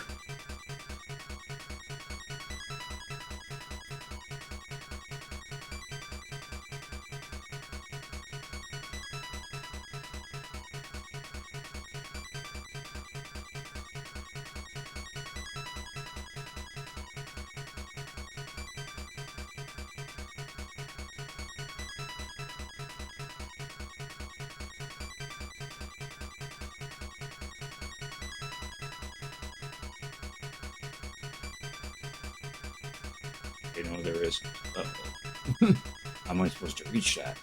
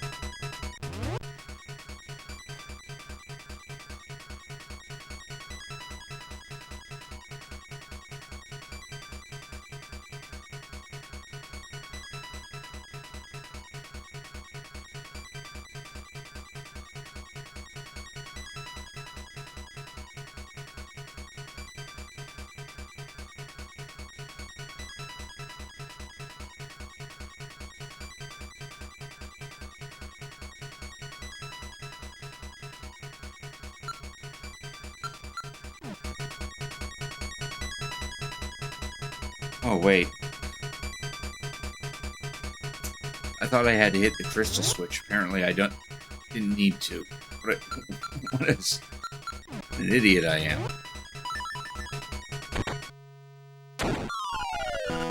Blue is safe, yellow is caution, red is danger.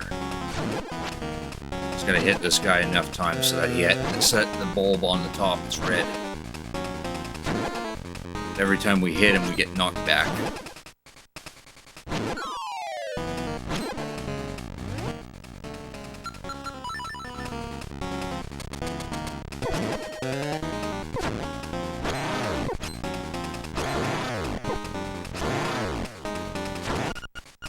Yellow is caution, red is danger. Take your time.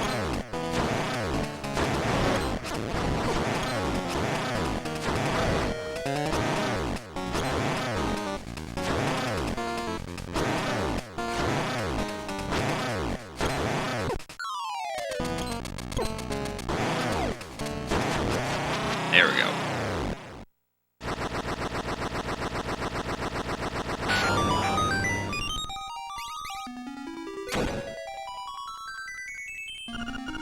Welcome, Dink. I admire you for coming this far. I'll give you the power of color. If you want offense, choose red. If you want defense, choose blue. I always pick red. Yeah, I'm very sure.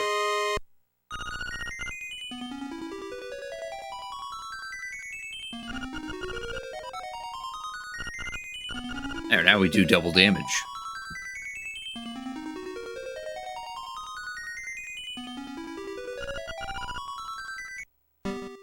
There. Color dungeon done.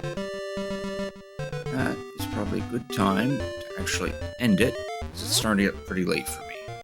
I unfortunately have work tomorrow. We'll just mosey back onto the village.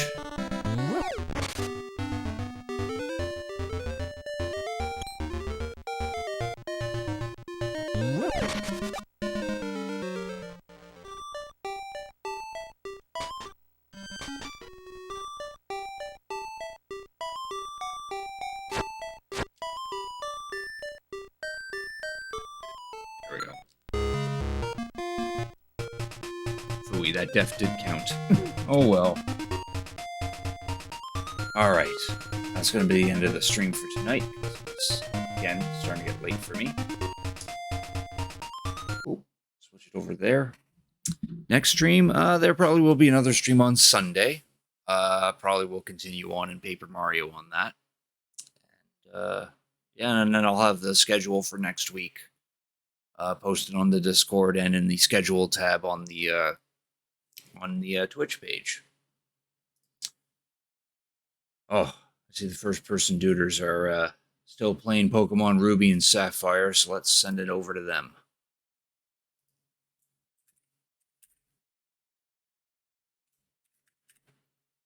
There they are. Feel free to join in on that raid. I'm sure they would appreciate it, but you don't have to if you don't want to. They're playing Pokemon Ruby and Sapphire. Looks like Sleepy's about to tackle Kyogre, or is in the process of. So they're that far, which is nice. So again, next stream will be on Sunday. Probably we'll play some more Paper Mario. And there will be a schedule posted sometime on Saturday night or Sunday about the rest of the days. So for that said, thank you all for watching. Hope you have a good night. Hope to see you all on Sunday. And please enjoy First Person Duders.